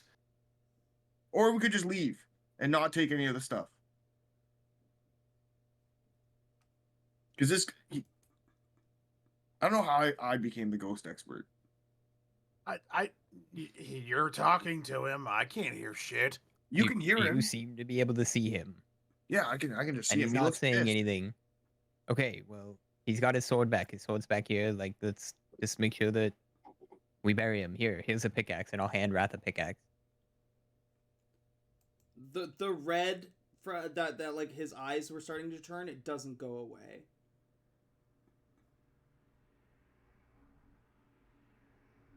Doesn't get worse right now, but it doesn't go away. So I think we're all good then. Sounds like he's calmed down. I haven't heard him say anything.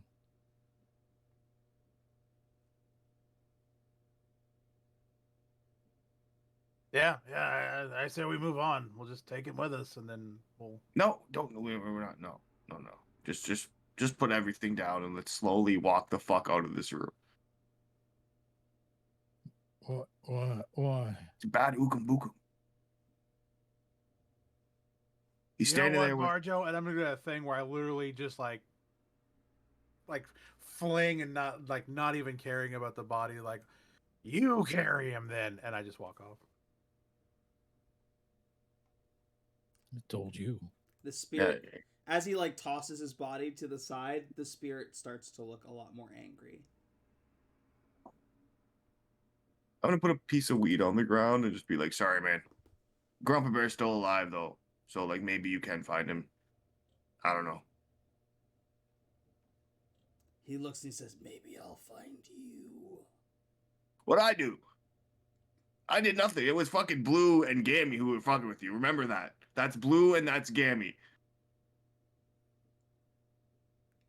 And if you are walking away from this vengeful spirit, go ahead and give me hex rolls.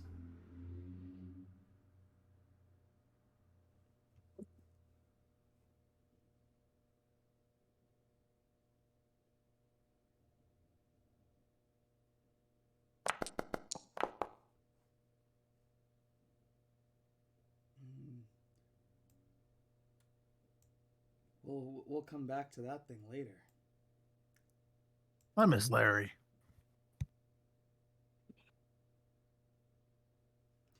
Interesting.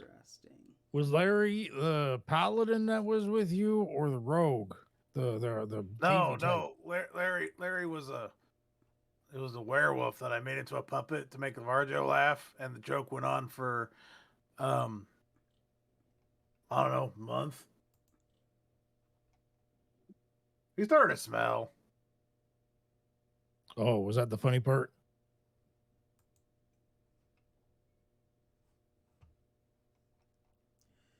I mean, it was. You had to be there. God damn it.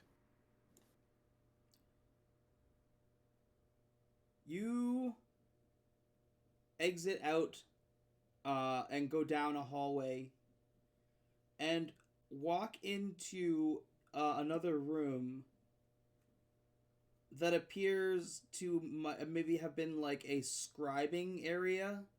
There appears to be several sheets of parchment.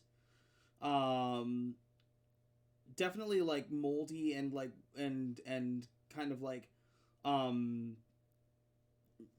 for lack of a or like no pun intended, but like moth bitten.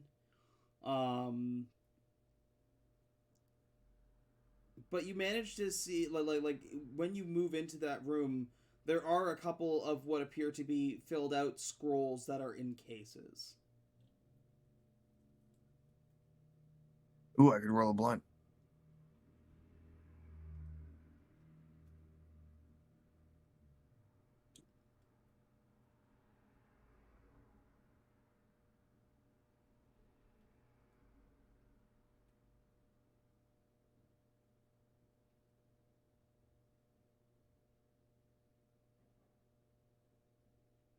So what are we gonna do with this shit? Yeah, it's like everybody asleep or something. I'm trying to poke in, but Wrath isn't. This is sort of out of Wrath's depth. Yeah. I don't know what to offer.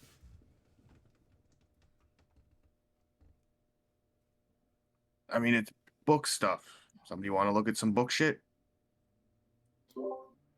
I'll take a brief look, but I find I can't actually read the labels anymore. No, Oh, do you- yeah, you lost it. My int is 7. You're Good fine. stuff. For coloring books. Int 7 was 20. Don't ask. Is there anything like outwardly that sticks out about this room? Because like Gambit's not interested in like papers and stuff like that, but like anything that he can sell. Anything that looks shiny and like fancy or has a fancy seal on it. Just well, like the closed cases all have like a moth seal on them, like the scroll cases, but everything else is like worn down.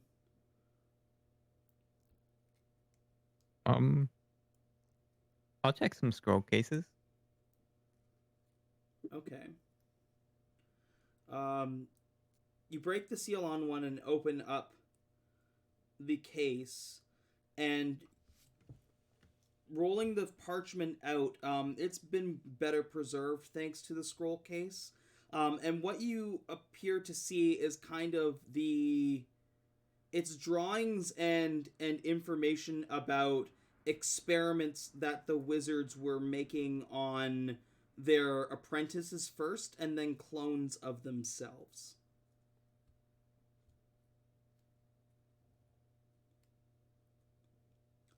The images that you see are very similar to the concept of a Mothman, like the ones that you fought.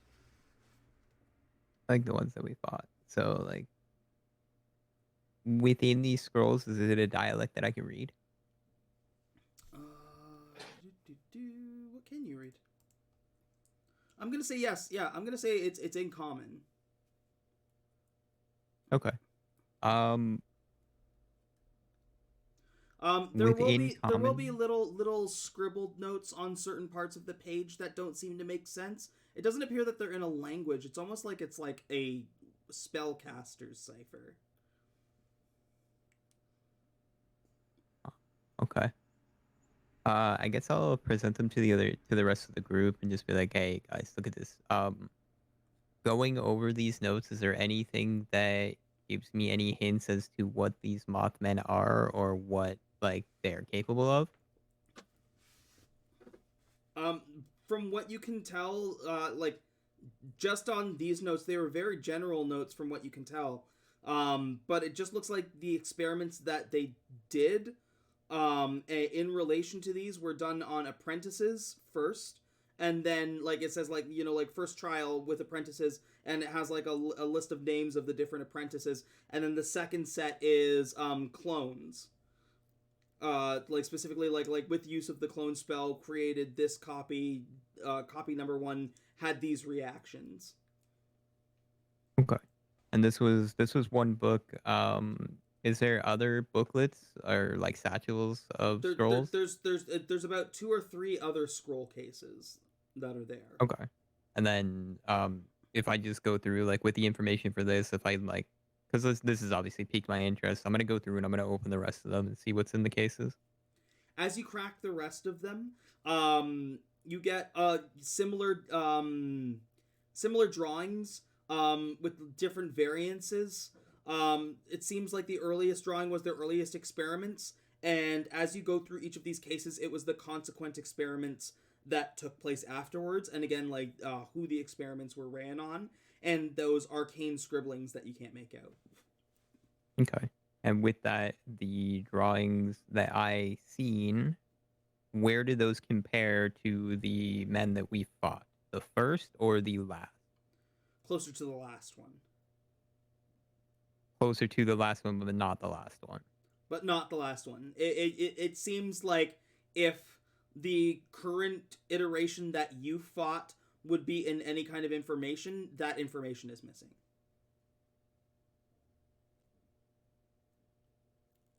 So they're like an in-between, but not present. Right. Okay. All right. So, but on that last page, there was a note in common about infusion of items with the spell.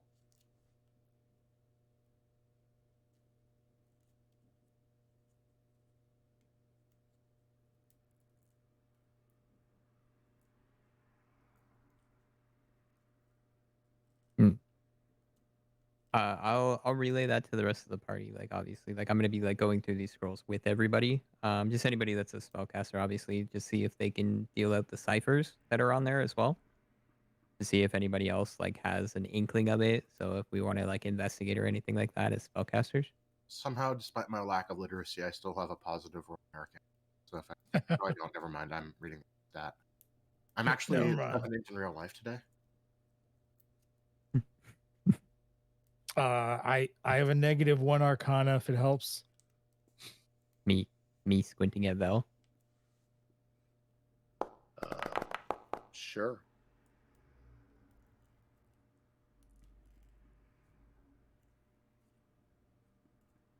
Can you decipher any of these, Vel? And like I'll kind of show them the ciphers. Maybe not. Or maybe. I don't know. On a 14, you're getting some of the, like, it seems like each different arcane cipher might have been from a different participant of the experiment. So some of them are simpler notes than others to translate. On the first scroll, you are seeing that they use the like you're getting the words essence a lot, like essence of moth, or spirit of moth. Can I try, since I'm figuring this out, can I try again? Sure. I mean, that was a really low roll. So. Can I like assist with like? Yeah, absolutely. Roll the next one with advantage as you're both poring over the information together. That's a much better roll. 31. Now that you're getting the first cipher, it looks like each wizard had their own cipher, as is pretty standard for wizards that are trying to be a little bit secretive. But it seems like they kind of built off of each other. So as you translate the first one, it gets easier to translate the next one and the next one. You are finding that the experiments that they were running on these people to turn them into Mothmen were essentially taking the essence and spirits of mystical moths. So like not quite moth gods, but about as close as you can get before being a god. It was taking those spirits and trapping them within what they call the temple, where those conduits were allowing them to warp their magic to be able to infuse those spirits with the people to turn them into moth people. They started running out of apprentices and started having to create clones of themselves to experiment on. They did not, as far as you can tell, they may have written down their spells somewhere, but they do not make note of where they would be written down or where they'd be found. On the last page describing items being infused, they are looking at different items, some like more common than the other, all of them magical, and you see that there is a large emphasis on strength. And thinking back now on the Mothmen that you fought, it was almost like where a belt would be, but it was like a different patch than what their skin color was, and now you would surmise that that was probably a belt of some kind of strength.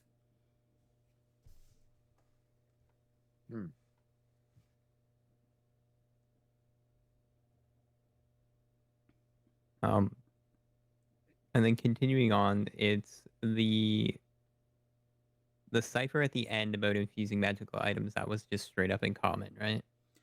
Just a little bit like the hint about infusing magical items. With the ciphers that you're getting written around it, it's detailing like specific items that they tried to experiment with.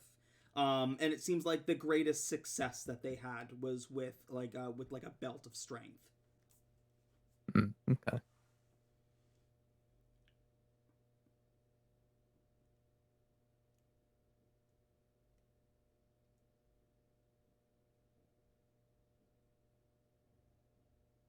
So, if I'm not mistaken, it looks like this one is the most powerful, and I'm gonna point at the last scroll, like the final one. And we do have to worry about these ones as well, and obviously, like, just laying them out, like, front to back on which one looks and seems the most daunting.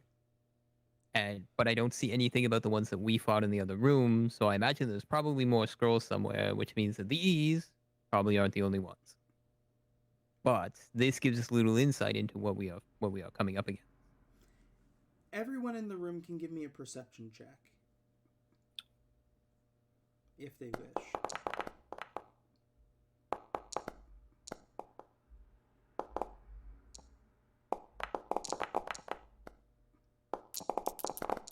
Remember, you're probably still bonded because it lasts an hour.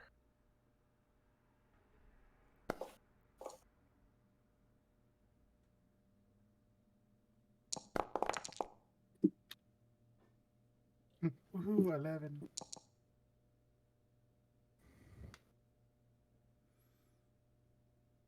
I think most of you kind of clock it. As you're kind of everybody's moving around and you're starting to observe these papers or this parchment, a wooden what appears to what one of those little kind of what's the word for it? Something that you would like a lectern or something that you would put paper on to write on.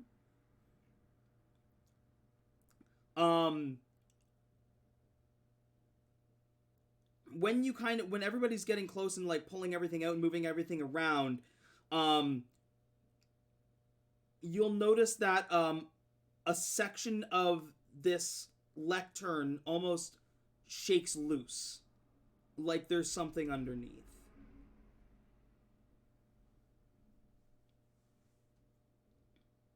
Is that wobbly? Not very structurally sound. Oh my god, Gambit, you've been reading all this nonsense for so long, and it's super interesting. But can I see that? I think I realized something. Can I see that paper? Yeah. Yeah. I start rolling it into a blunt.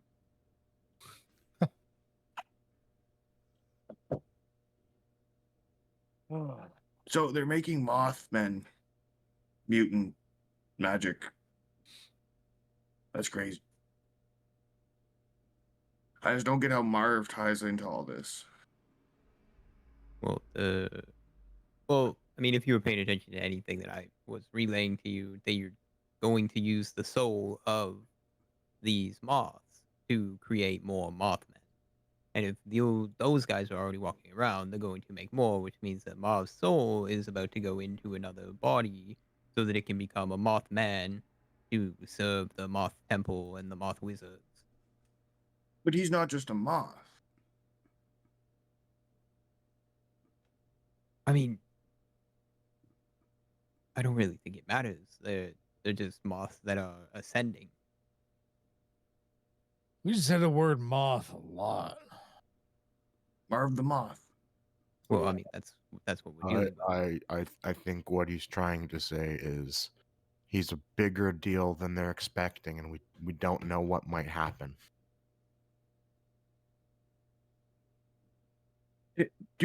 Jiro, do gods have souls? They have everyone's souls, right? That's what they do. But oh, I don't know, man. I think this weed that you gave me is.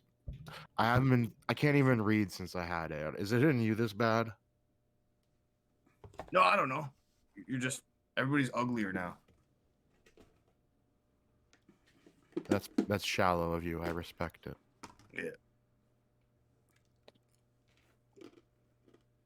Somehow I feel slightly worse at talking, if that is even possible.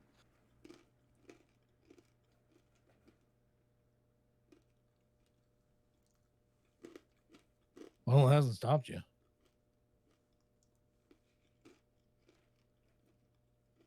I mean, I haven't noticed. But why moths? Like that's a weird fucking cult.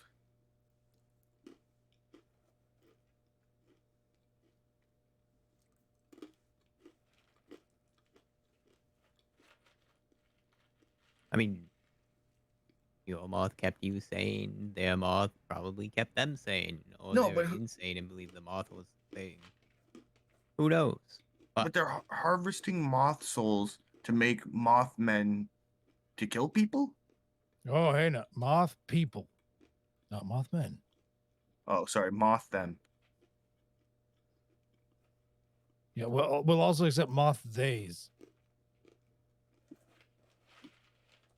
Moth thems. Yeah. Yeah. Mothams. Mothams. So they're using moth souls to create mothams.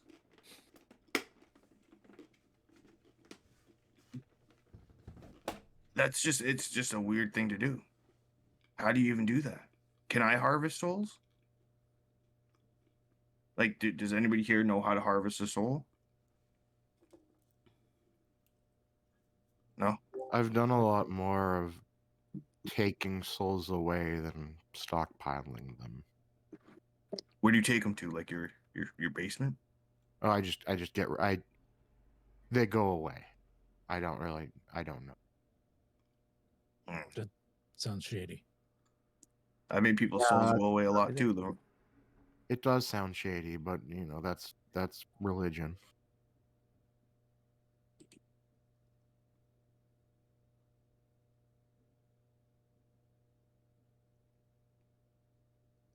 Someone else talk now. I'm scared.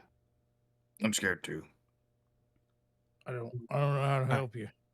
I'm scared of buff Mothmen. What are you talking about? Why do they have to be buff? Because of the moth souls, I guess. Well, that, and it looks like they use some sort of belt here depicted in the picture, and I'd be like, oh yeah, right, you smoked that one. So in the picture that you smoked, Oh yeah, it's burned in my they memory used now. a belt, A belt? and it looked like kind of like a. I've seen them before, and I'm sure I probably have one in backstock, but like a belt that you put on, and it gives you a little bit of a physique buff, like A belt of strengthening. Yeah, I've heard of those. Yeah. I think they're actually labeled Giants belts, but close enough. It looks like they use one of those, so we can get like a good gauge of like what we're up against. But with my 15, did I notice the thing moving? Yeah. Yes, you did. What? But what the fuck is that? And I'm gonna point it out to everybody, and I'm gonna be like, "What the fuck is moving?" No, it's just bad structures. What are you talking What are about? you talking about? I kick it. I'm gonna go check it out.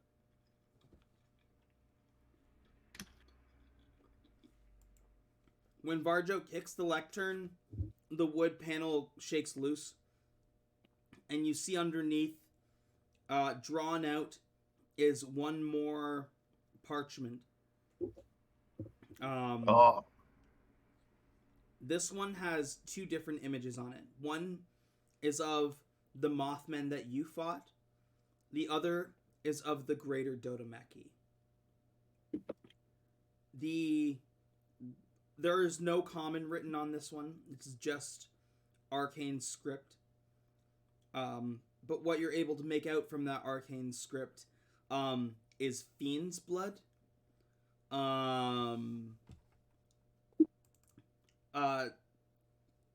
There is a result, like an effect, an after effect that is noted of like spells gone wrong.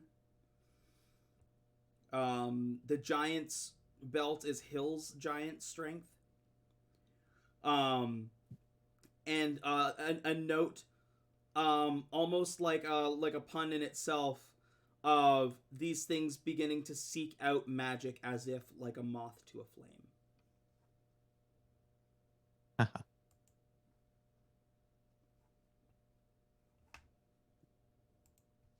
like when they have pictures.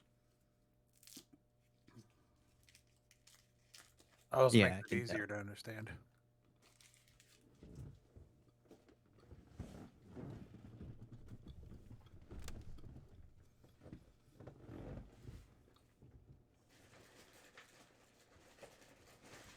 So what do you think all this means?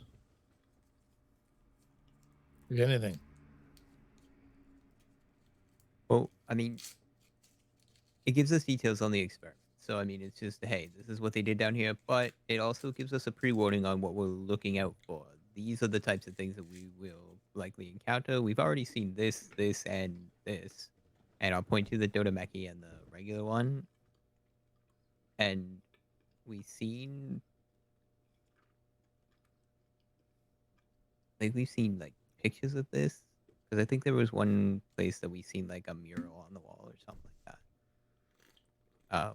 But yeah, I mean, it's just things that we should look out for. Honestly.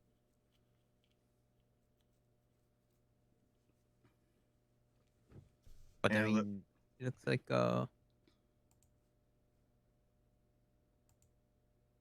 like we can kind of like take this a note and keep moving. I guess I don't think there's anything else here. All right, moving on, I guess.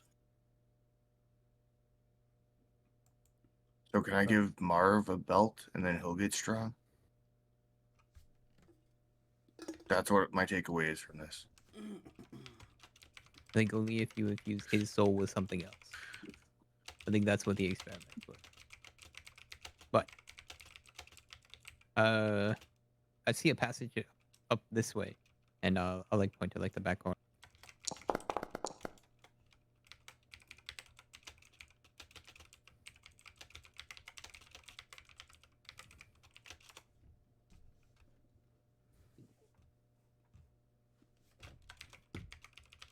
All right, well, let's go that way.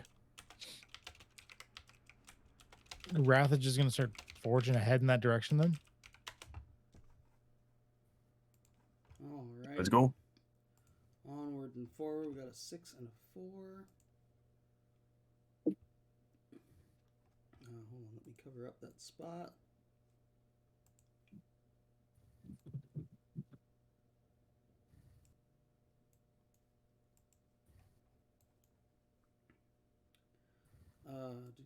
Do 6 and a 4.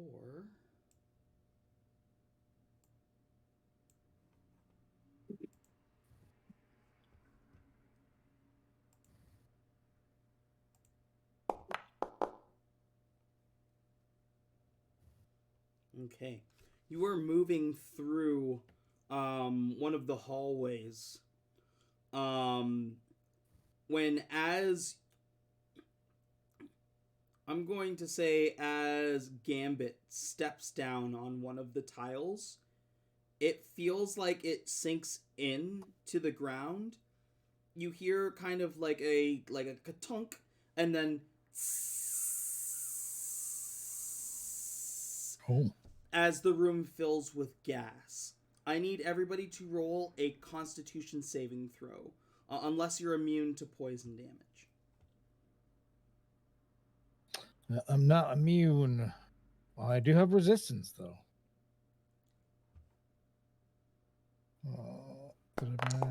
Yep, I did put it in. Okay.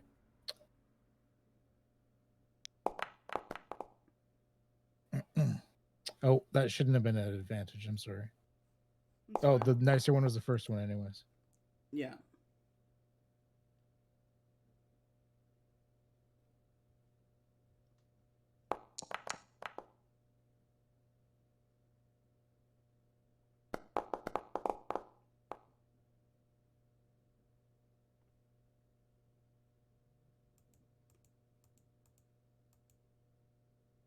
There you go. The DC was 20.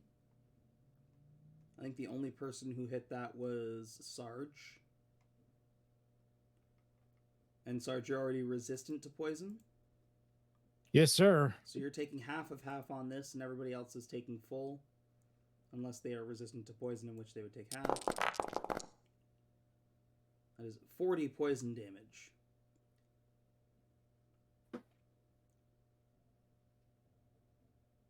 So I take 10. Vel, you have resistance to poison damage. Wonderful.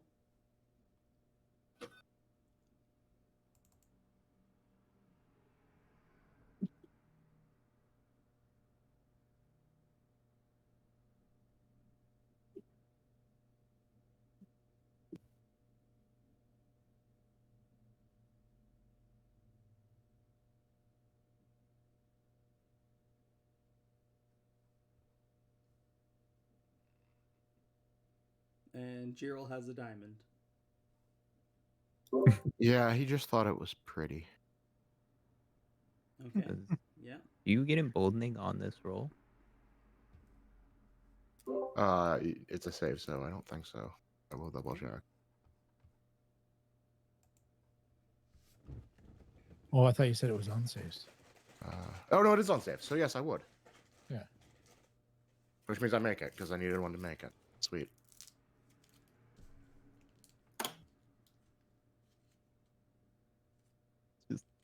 One less healing potion. Gambit's like, as you guys are all like inhaling this poison, Gambit's gonna look around and be like, "What's wrong with you guys? Would I be able Are to you guys try okay?" and use charm as a like reaction?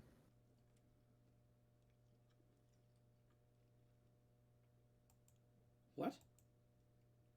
To absorb the poison.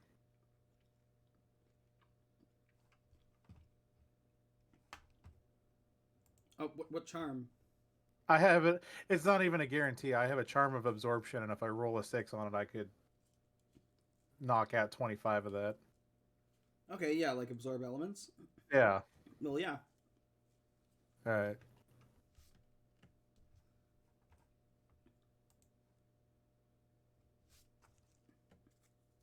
So if I roll a 6, I'm cool. If I roll anything else, yeah, I'm fucky wucky. All right. Well, there goes.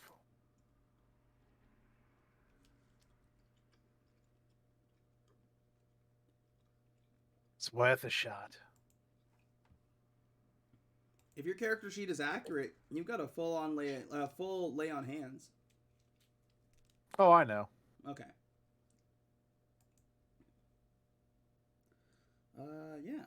Unfortunately, did not roll the 6 you needed. So you breathe in this like toxic gas that you're able to move through it. Like it's not you're trapped in the room, but you breathe enough of it in that it like burns your lungs.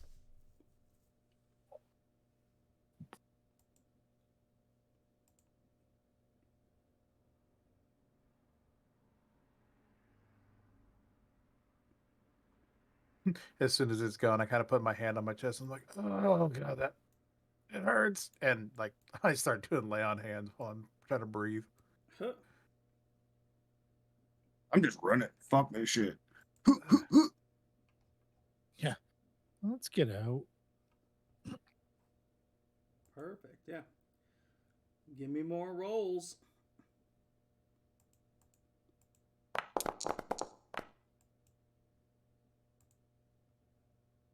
One and a 1. We're going straight on.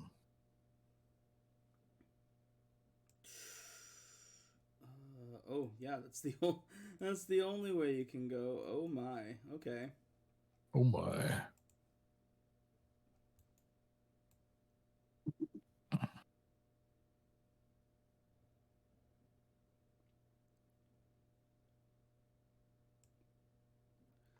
I need a D4 roll, please.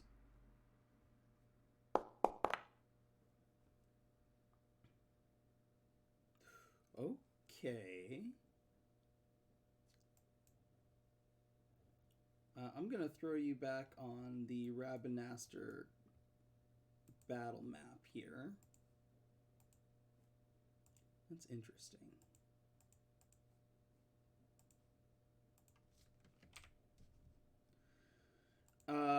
As you enter a similar room, barring the difference being that this pedestal and the jewels and stuff are Sorry, not just the pedestal. Like, there's no blood chest here. This time Okay. around, but there is going to be a similar one. You know now that there were conduits all over the place with these moth spirits.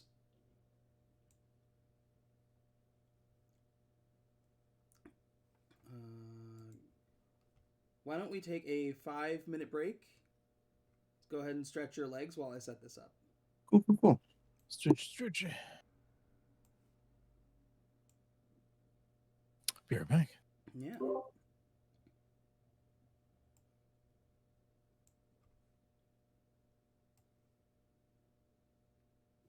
many? Oof.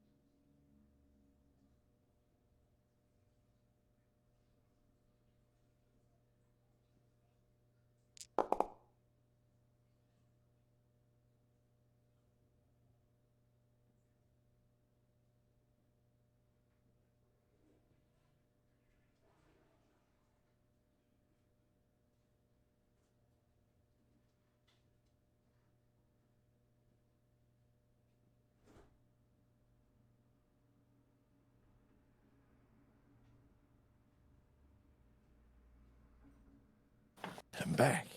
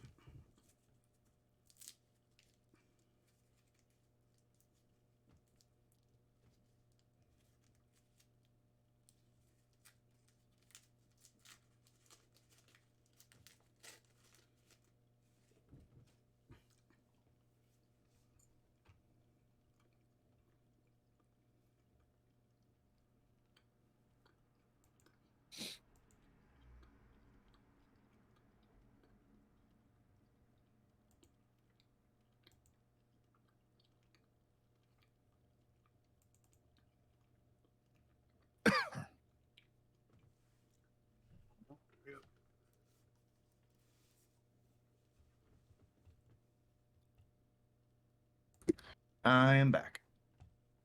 Welcome back. What's poppin'? Not much. Not much. I'm playing D&D. Hell yeah, me too, dude. Oh, What a coincidence. I'm gonna grab weed 1 sec. Yeah.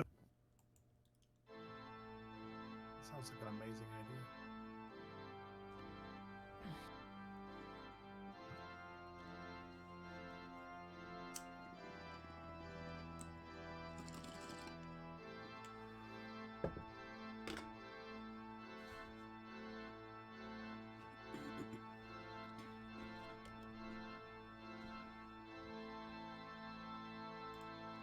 I am back. Welcome back.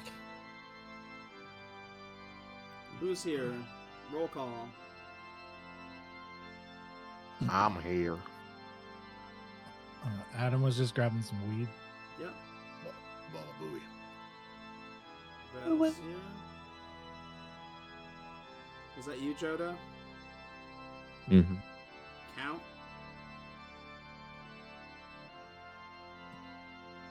Adam stepped away to grab some. Yeah, I haven't heard count back yet. He's dark zoning.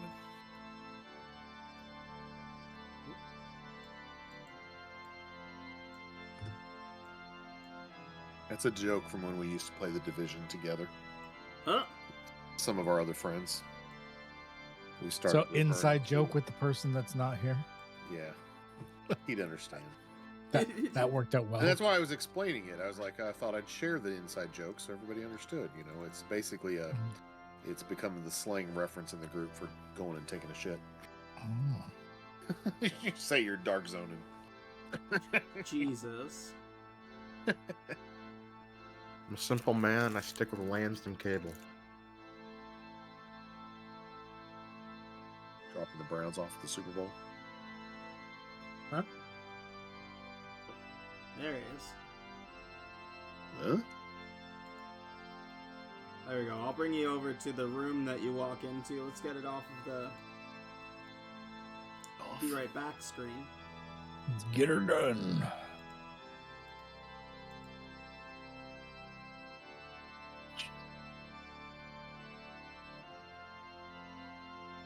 Bone Claw is ready.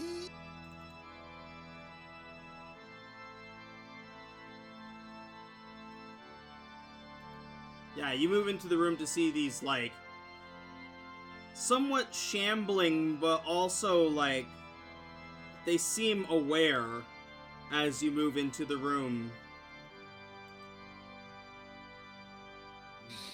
Oh, it's nasty.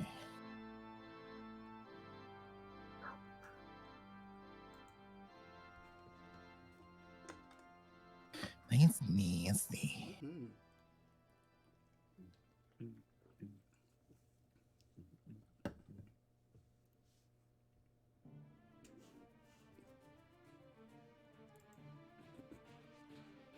A bone saw's ready. I guess I should roll the initiative for my guys. 'Cause... Just knock that out of the way. I'm assuming we're rolling ours too. I don't see why not. Did we get the D4 on our initiative too? Then Bond? Is it on skill? Ability check. Yeah, it's on like skill and ability checks. I believe so. So yeah, it should apply to initiative as well. Which it did not automatically do.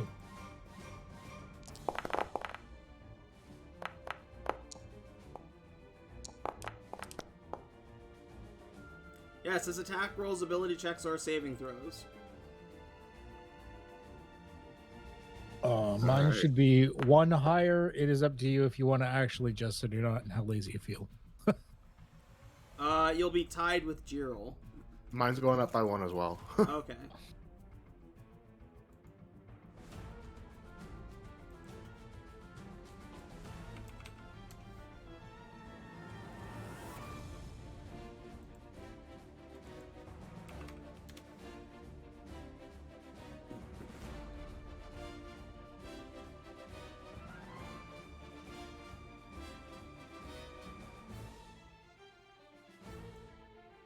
Gambit, at the top of the order, you walk in and you see these grotesque, almost like demon-like skeletons.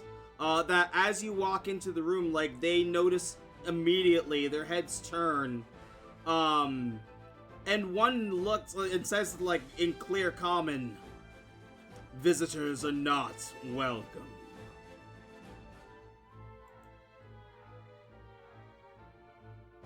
Gambit's gonna be like, well, looks like we're gonna have to get through this, and Gambit's gonna fly upwards. How tall is the ceiling here? 30 feet.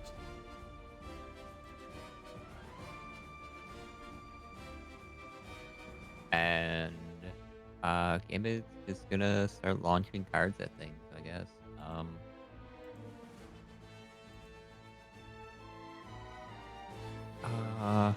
I'm gonna hit the test.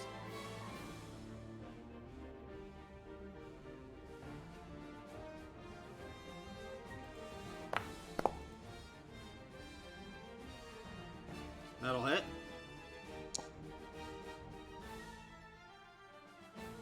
For 8, and we'll do cold. 8 cold damage. It takes 4.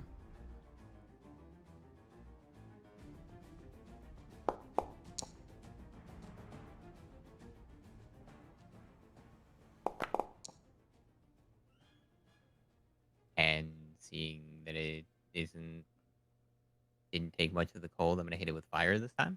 Yep, fire. It takes the full 13.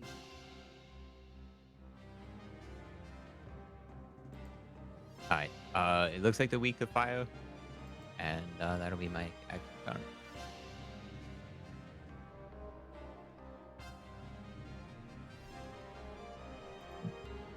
Blue.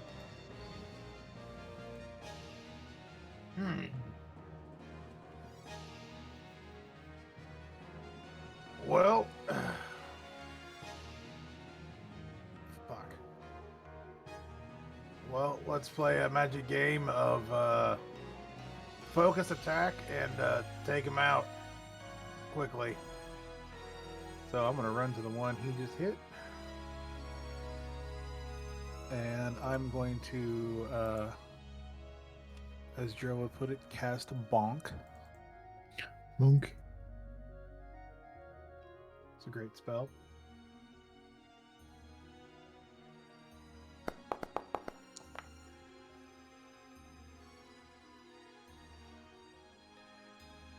Does the bonk hit, sir?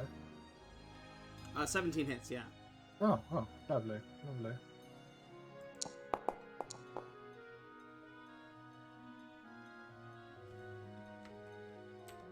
And then we shall cast bonk one final time. Even though it's clearly a cleave. Oh no, sir. That's a bonk. You're just like slapping him with the fucking flat side of the axe. And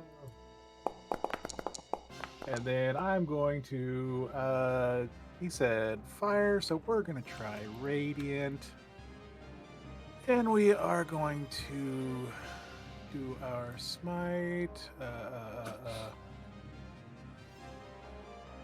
And we're going to do that at...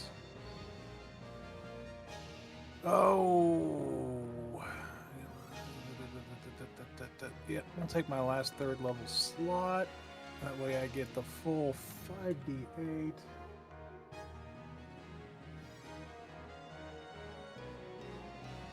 Huzzah! Ouch, just throw it somewhere.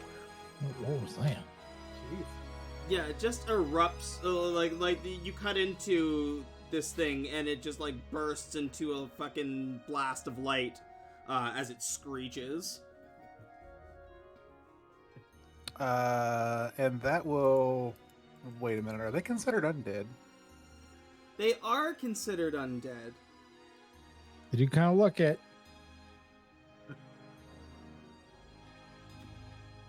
But they wouldn't be considered vampiric, though. They're not vampires. No, they're Okay, not. that's why I was making sure. I was looking at the wording on my axe just to make sure. Okay. Do you do any additional damage from being a paladin to undead?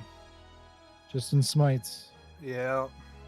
So I probably could have gotten away with using a lower level smite on that one, but we already called 3, so we stick with 3. So that's me. All right, uneventful Bone Claw. In the back here. Oh, they got an impressive movement speed.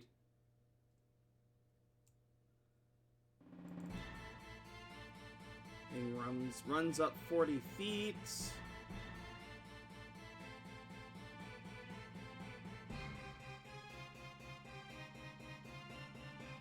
There's dim light in here.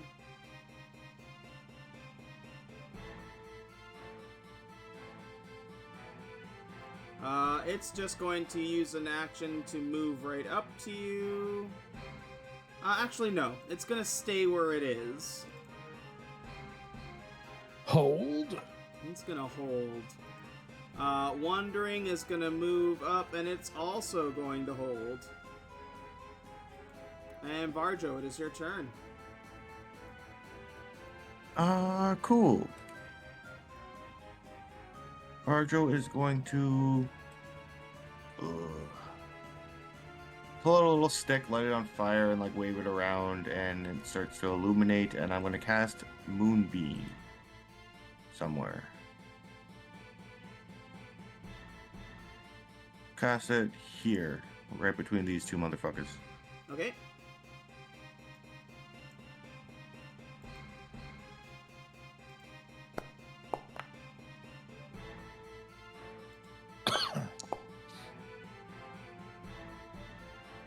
Cool.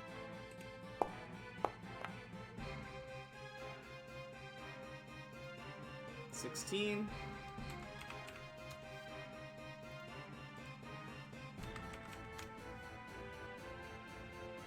As this blast of moonlight erupts from the roof down onto the ground on them, like searing the sides of them. Amazing. And I will...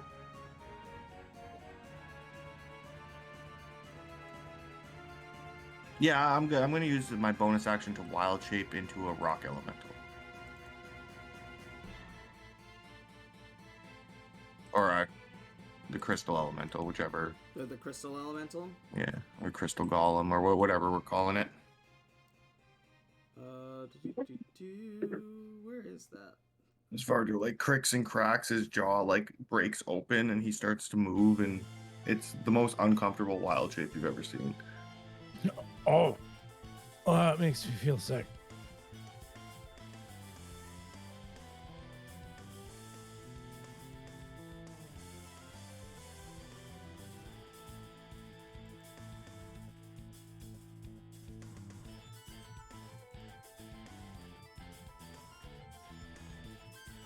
You contort into this prismatic juggernaut.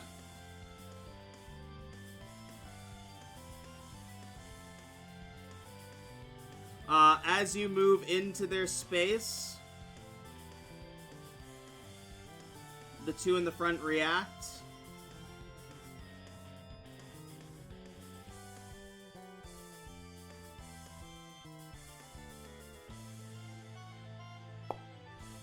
First one misses.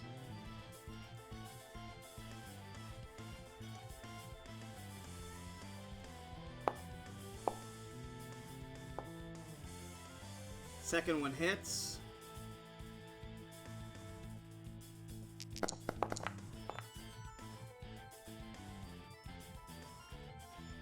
That is 32 piercing. Oh, and necrotic damage.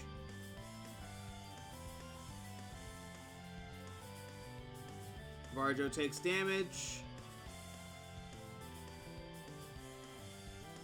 And you rolled force? Or psychic? Yes.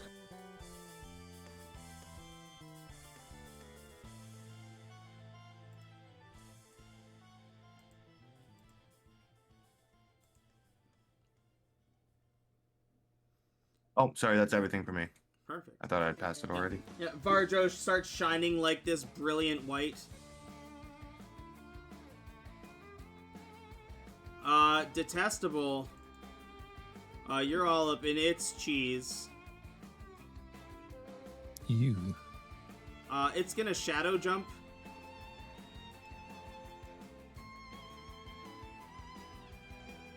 So I need from you, Blue, to make a Constitution saving throw.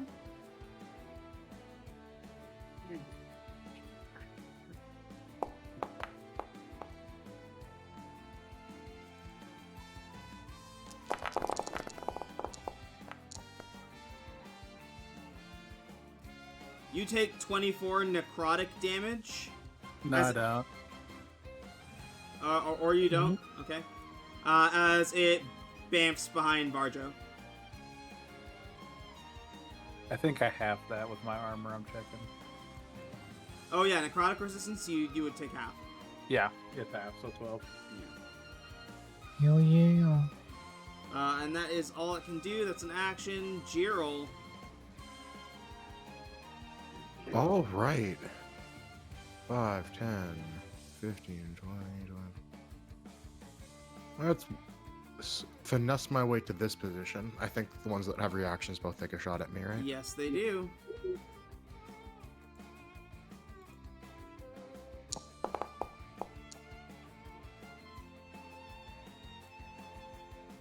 Sorry, Varjo, one of them hit you, right? The Wandering?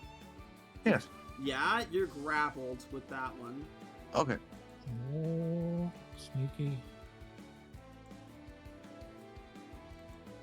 And then this one hits, or this one doesn't hit you. The other one...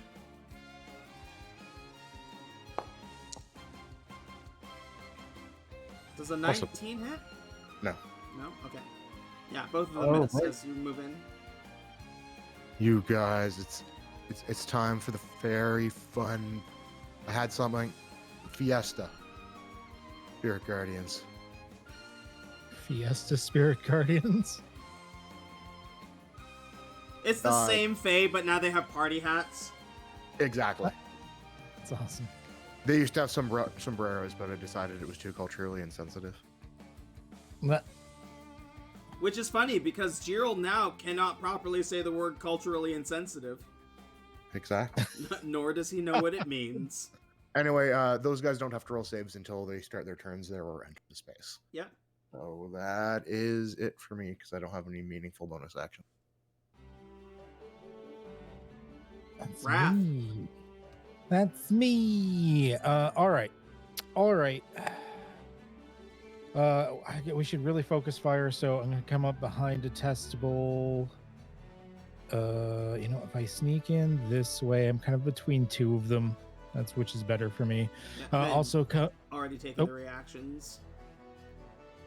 well, I'm going into their space. They wouldn't have anything on me anyways. With their deadly reach, or not their deadly reach, with their, is it deadly reach?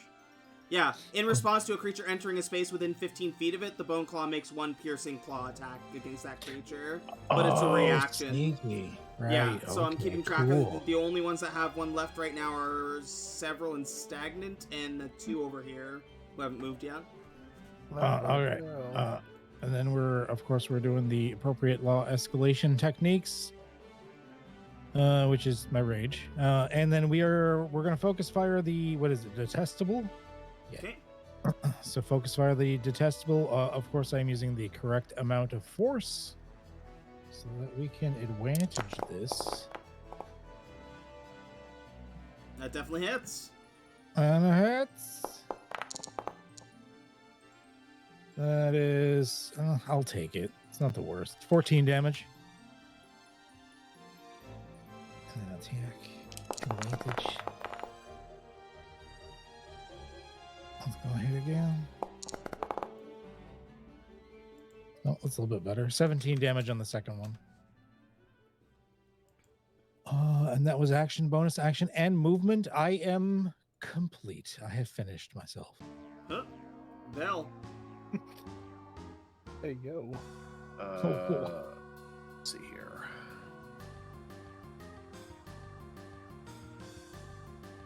to start that as a bonus action, as an as my standard action. I'm going to cast this, and then I shall move.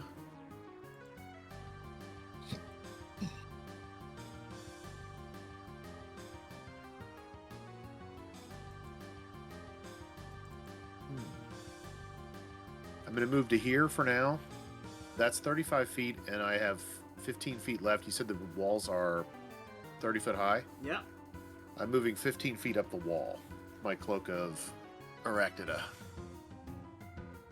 Wonderful. Spider-Manning myself up the wall. And that will do it for my turn. And I'm watching, I want to be clear that I'm watching the enemy to see if they perceive me. If anything appears to be looking in my direction, as if they can see me while I'm invisible. Okay. And that's it. Stagnant moves here. It's gonna take a swing at you, Blue. I beg your pardon. Yeah, it's got a 15-foot reach. Bitch. Super fun. It misses. Misses the first attack. Gets 2.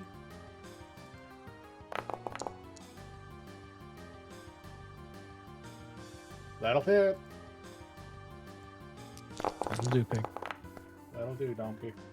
So that's 33 rounded down to 16 thanks to your armor. Necrotic damage. And then it drags you into it and grapples you.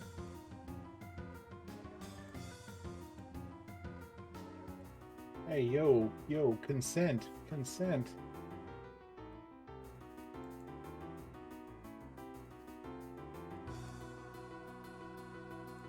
Cyan.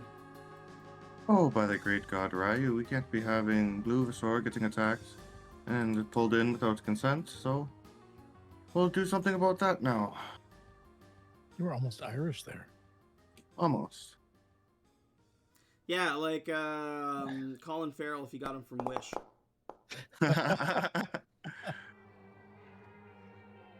Depends on which movie he's in. He is from Wish. Huh? Geez, that was a good joke. Add 5 points to your points card.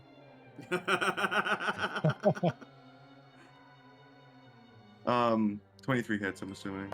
Oh yeah. So that's 14 points of a damage. And I'm going to Stunning Strike. See if that works.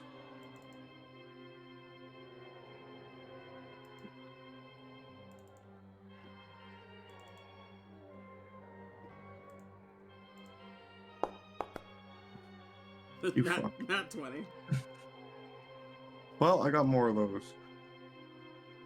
You fucker, I'm gonna try to stab him again.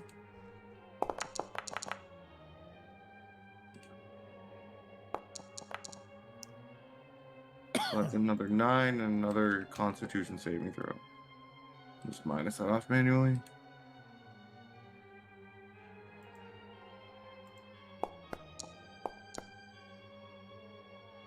You Just fuck. hits it with a 16.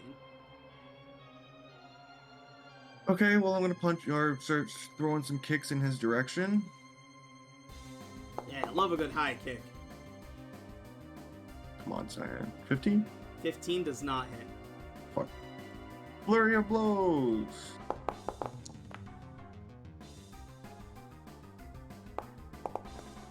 And then a final Constitution saving throw, please. So I run up, poke into him twice, then try like 2 kicks on him.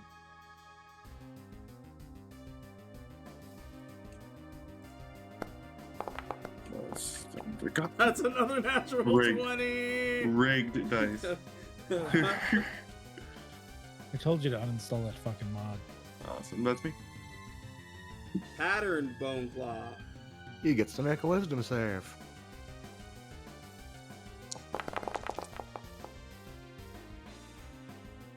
$19. That is a succeed, so he takes 6 radiant. Wonderful. Positively radiant. he starts slapping you in the face, Jiro, with his Inappropriate. death claw. I mean, you That's can a try. miss. I'm gonna get crit now because I said that. That's also a miss. Okay. I got lucky. And then he's going to move out of the circle. All right. I don't think it matters in this case, but his movement speed is halved while he's in it. Yeah, his normal movement's 40, so he can still make it. Yeah, that's what I figured. Like, just in case he was going the distance past that. Yeah. The distance. Leather Bone Claw. He's gonna get in on this rainbow over here.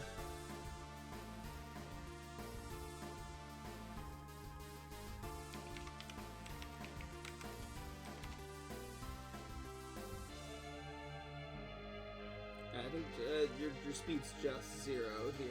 It's not the other one. So he's just gonna make a regular old attack on you, Blue. Yes. Miss on the first one. That's the missile boy. Miss on the second one. Sidestep. Parry. Just can't penetrate that armor. Hmm. Additional Bone Claw. They didn't need him, but he had the day off, so. Is it when they start their turn in Moonbeam, they take more damage? Oh, sorry. Moonbeam would be gone. Would be gone? Okay. Yeah.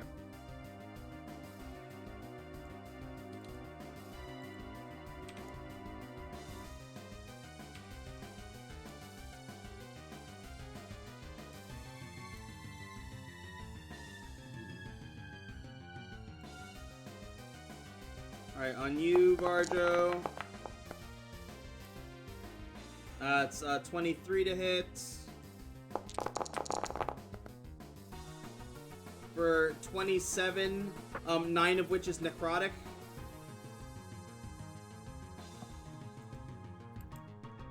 Coming in for a second one.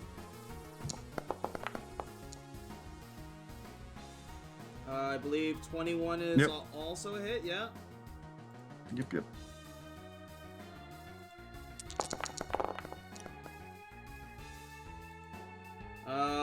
And that's 35, 16 of which is necrotic this time. So you would only take 8 of that 16. And that is Additional's turn. Several Bone Claw.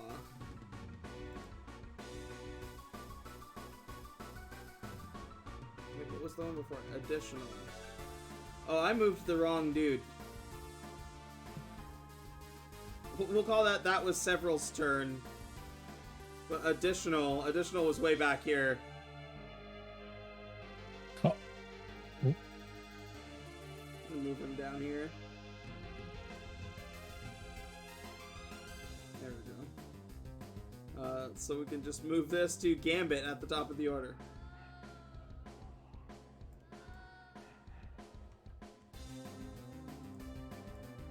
Gambit? Yeah. There you go. My little Gambino.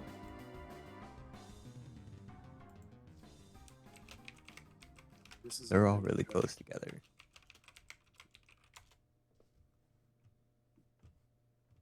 But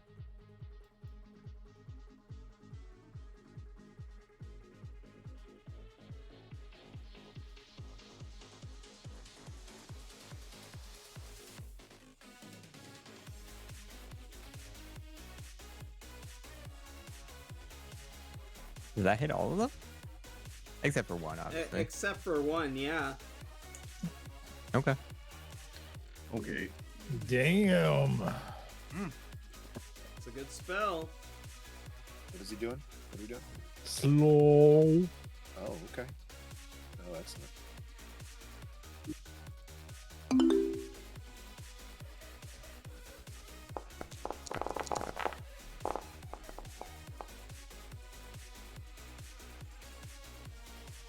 Additional leather and detestable fail. Jesus Christ. Listen, man, this weighted dice mod that you got, this is crazy.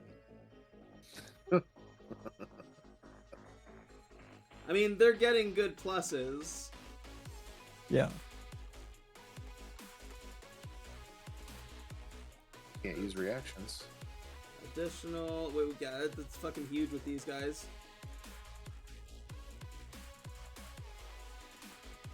And detestable.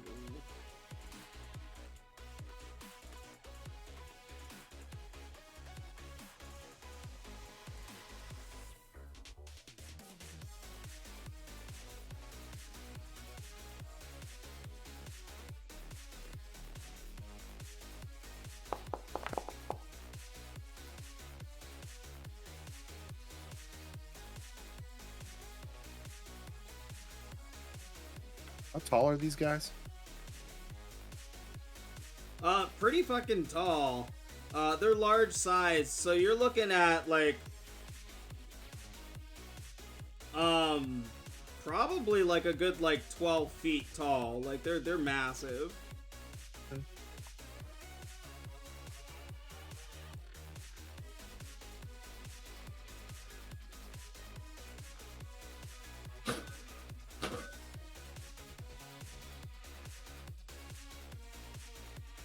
Tall enough that they would dwarf Shaquille O'Neal. I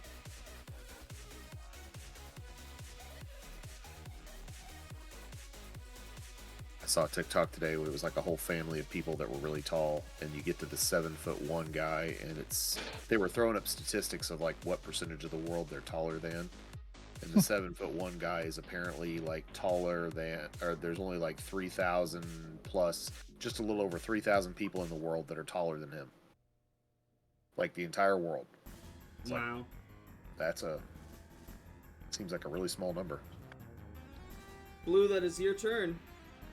Oh, well, hello. Alrighty, well, I've got these two fuckity fucks right up in my gullet. Okay. So we will go for the one who is hurt the most, which would be stagnant. And we are going to cast Gaping Wound.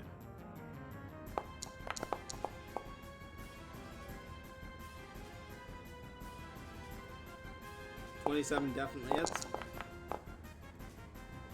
Oh, bleed for me, baby.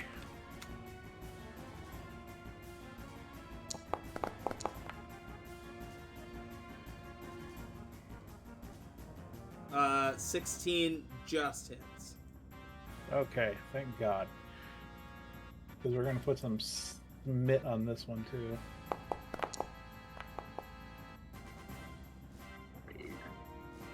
Okay, and I actually misfigured that last time. So we're going to use...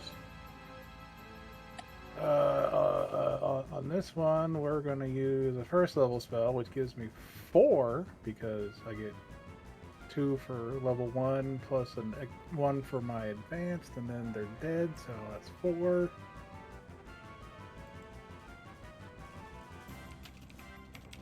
So we're going to use... Why did I use all 4 of my level 1 spell slots? Jesus fuck, why? Stop it.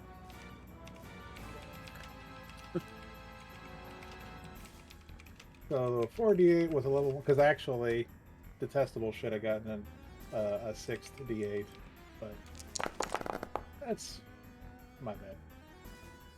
So we'll give Stagnant another 20, Nice. and that would be me. Uneventful Bone Claw.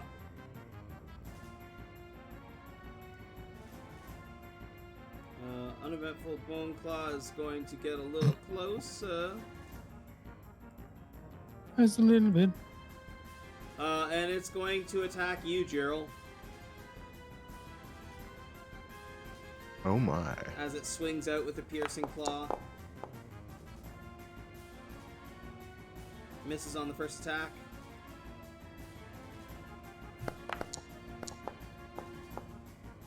I believe that's a hit on the second attack.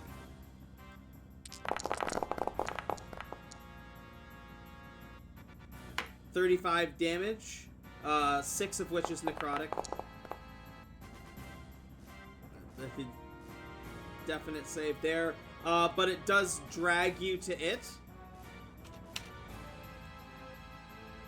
And you are grappled.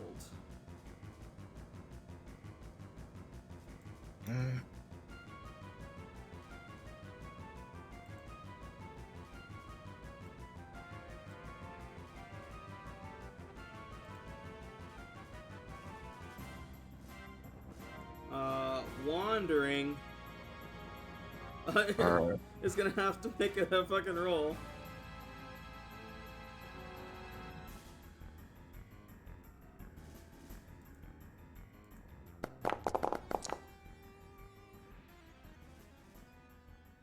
Uh, 16 radiant.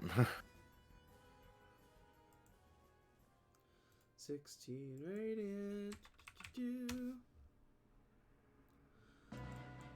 Wandering Bone Claw cannot shadow jump right now because Varjo is giving off light. So it's gonna go for 2 more piercing claw attacks on you, Jiril.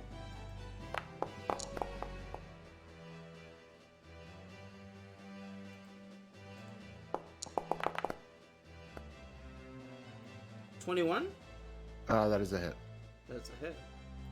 I didn't realize it was going to do that. I apologize. That's crazy. That's 34, 9 of which is necrotic. I am down. We're still bonded, right? Yes. Can I take that hit for him?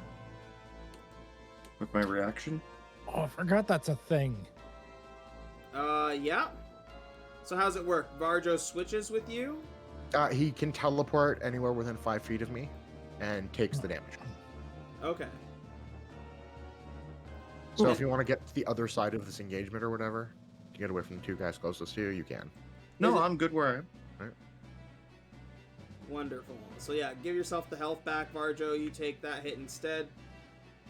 Deduct whatever the half of 9, or so like Yeah. 5. 5. I am not dead. You're welcome. Thank you. You are still grappled by the 1. Yep. Was that its first or second attack? Was it second? Second. Yeah, so that's its turn. Varjo. Oh, Varjo Smash. This one behind me has the least amount of hit points. He looks most hurt. I'm gonna pick him up and try to drop him on his head.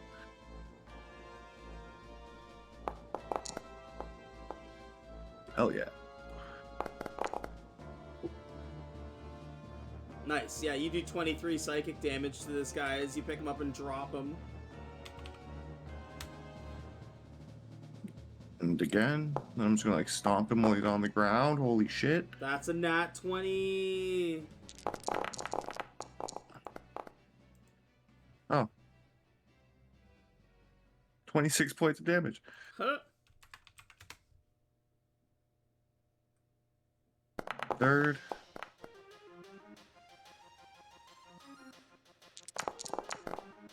You've got the touch. With that 22, you like flip him a third time and smash him back down, and the last whisper before it hits the ground is, "I will return." I don't care. There's more demons to worry about. We just pissed off a ghost in the other room. He was just spared from my spirit guardians eating him. Like tacos. That's true, I could have just left him. So I'm going to attack Wandering with my last attack.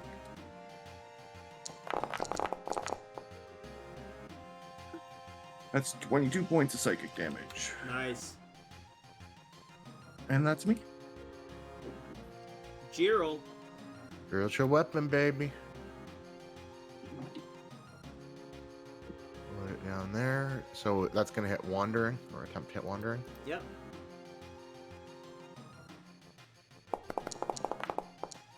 Get some. 27 is probably going to be a hit. That's definitely a hit. 12 force. And as my bonus action, I will cast Sacred Flame on him as well. Nice. So he's making a DC 18 Dex save, which he passes. Makes it. All right, that is all for me. Wrath. All right. I can't really move away from this guy, or bad things are going to happen anyway. So I guess I just got to work on patterned bone claw. So once again, usuals and attacking with advantage. That is definitely going to hit. I think so. That is a really shitty amount of damage. I'm re-rolling the D10. Not much more. Okay, 14 instead of 12 on that one.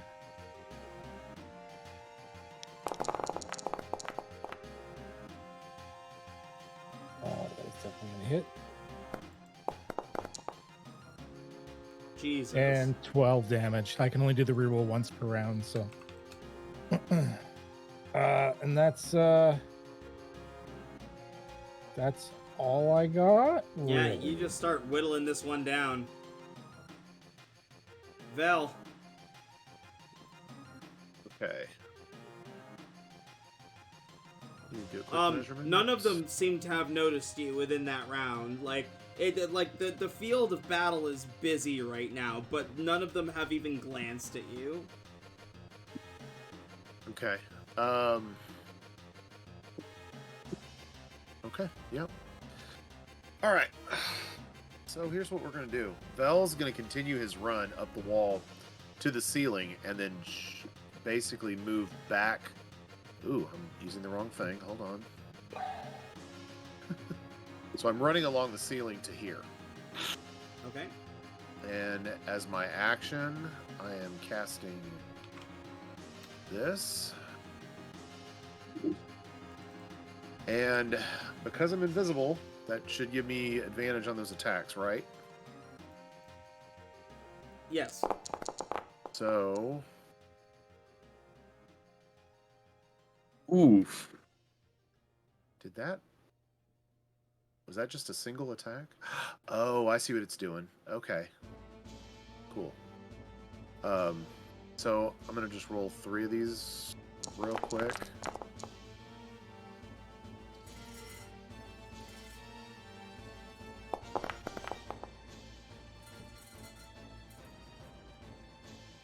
Those are all hits.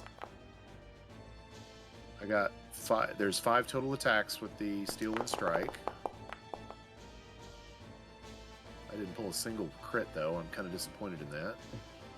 Okay, so I'm going to attack Pattern, Wandering, Uneventful, Several, and Stagnant. I've got to be within 30 feet of them in order to hit them with that. So, damage roll for... No, I didn't have a single... There were no criticals. So, damage roll for Pattern.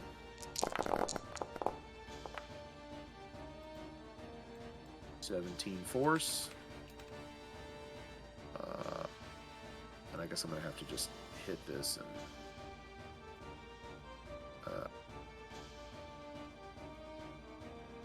give me just a second.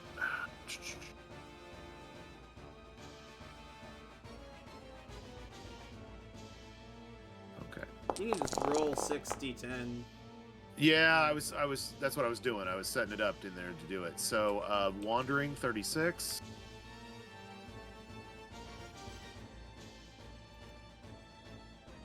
Next one. Uneventful. 39.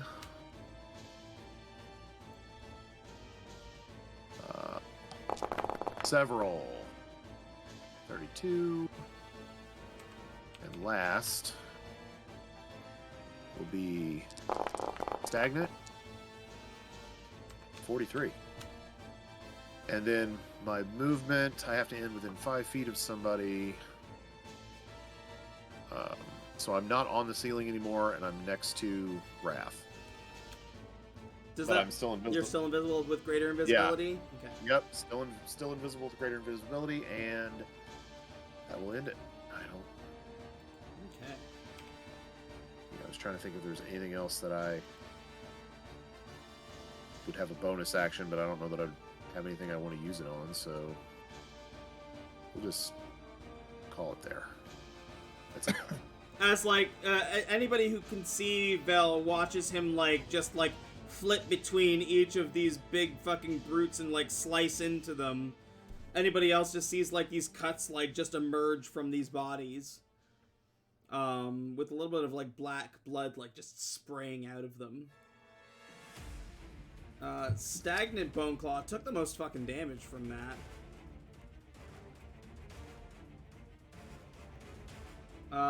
It is in an area that's not quite illuminated. It is going to shadow jump.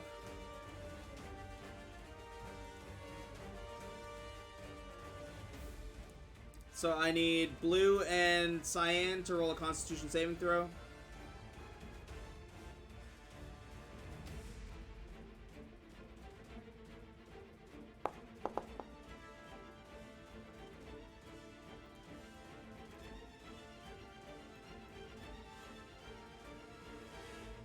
We still got the +4, right? Yeah.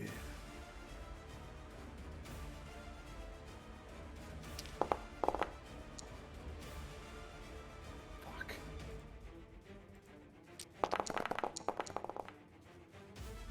That's 14 necrotic after it's been halved. And then it bamfs 60 up to 60 feet.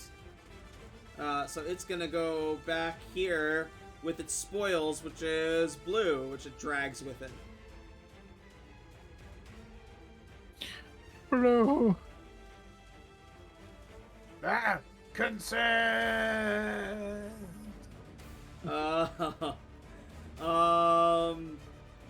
And that is its turn. Cyan.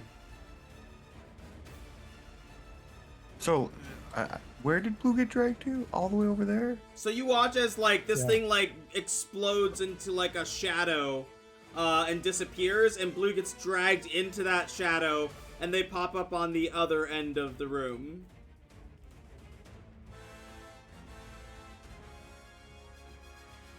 Well, shit.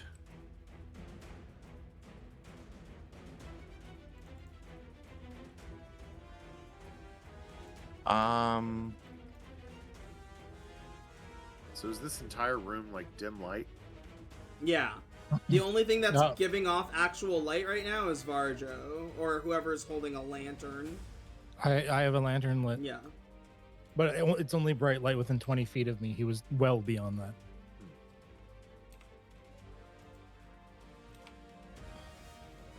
I'll key point to Step of the Wind to move the extra 5 feet. And then I will swing.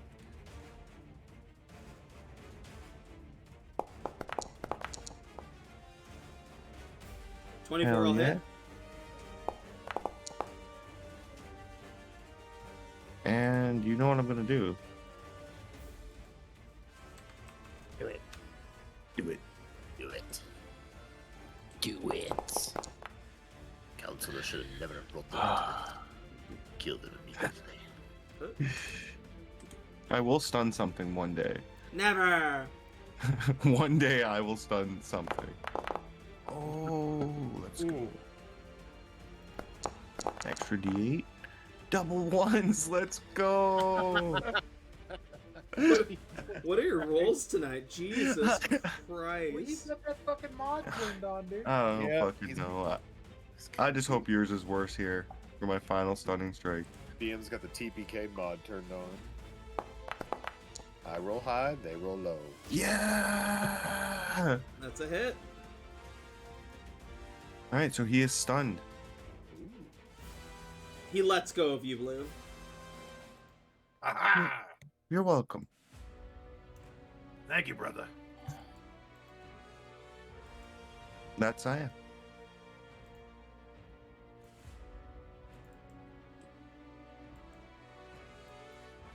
It should be showing that it's paralyzed, but it's not. But we know that that one is stunned. Pattern Bone Claw.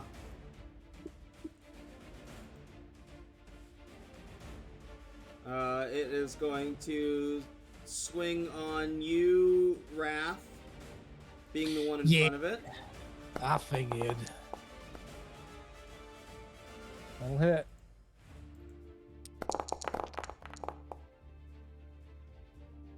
Oh, so that's 17 damage. Yes. 34, 36. 18 damage? 18 damage? Yeah. Sounds good to me. Close enough for government work. And you are grappled. Yeah, you're stuck here with me. And then it's going to go for a second piercing claw.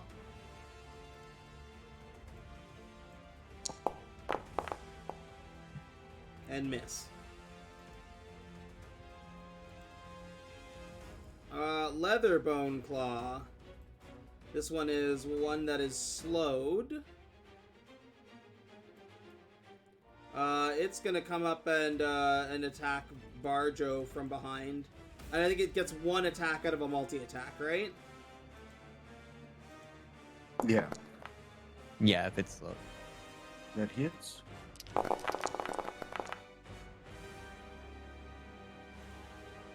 23, 10 of that's necrotic.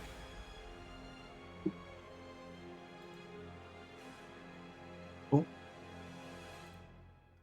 Additional bone claw was one of the other ones, I believe, that has...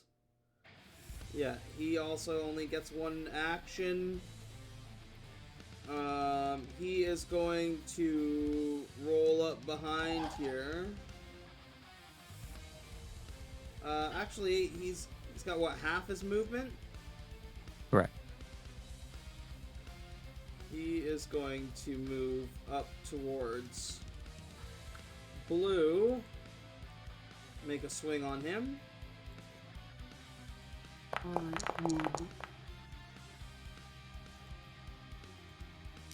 No. No, sir. That is 29, 14 of that is necrotic, and it drags you into its chest.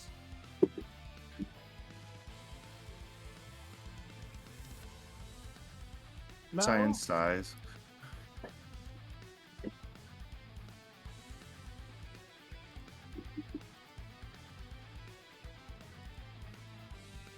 Several bone claw. Wisdom save o'clock. Do, do, do.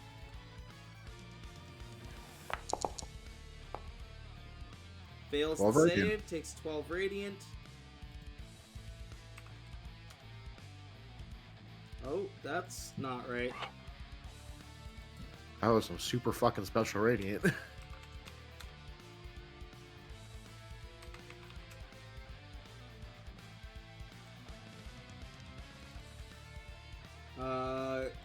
Also chipping away at Varjo.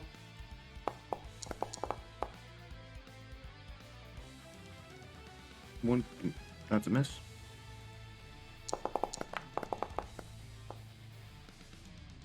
$17? 17 just hits.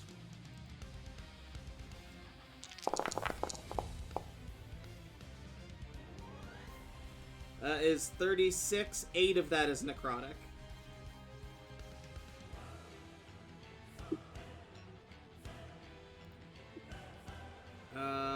And that was its 2 attacks. It is going to back up, allowing an attack of opportunity to get out of the circle of death.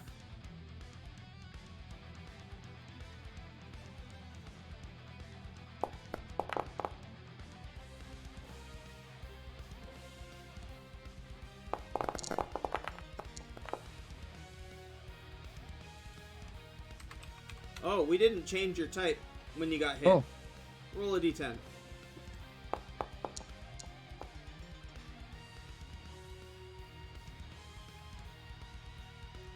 What is Yep, 5? Cold. Cold damage. Cold damage.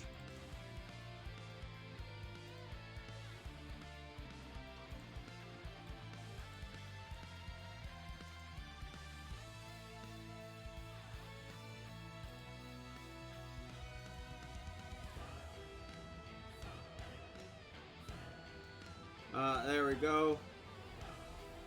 At the top of the round, round 3, that is where we'll end session for tonight, and we'll pick this combat up next week.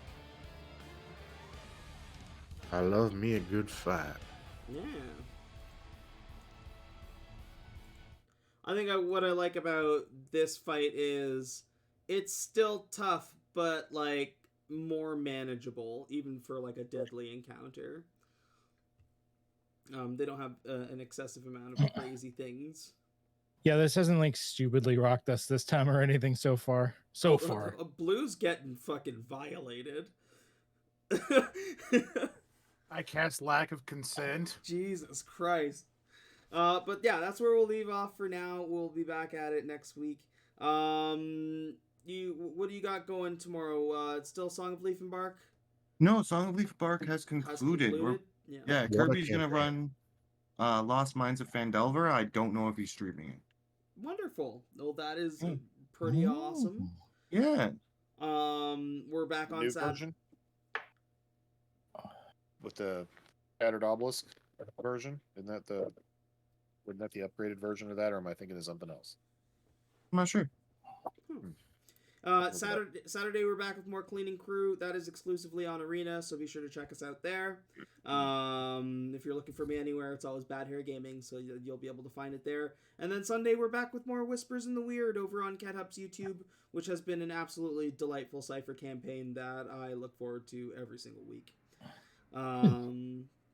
And then your Monday game imploded, Adam. I don't know. Is there a Monday session coming up for you? There's a session, and it will be a Monday game.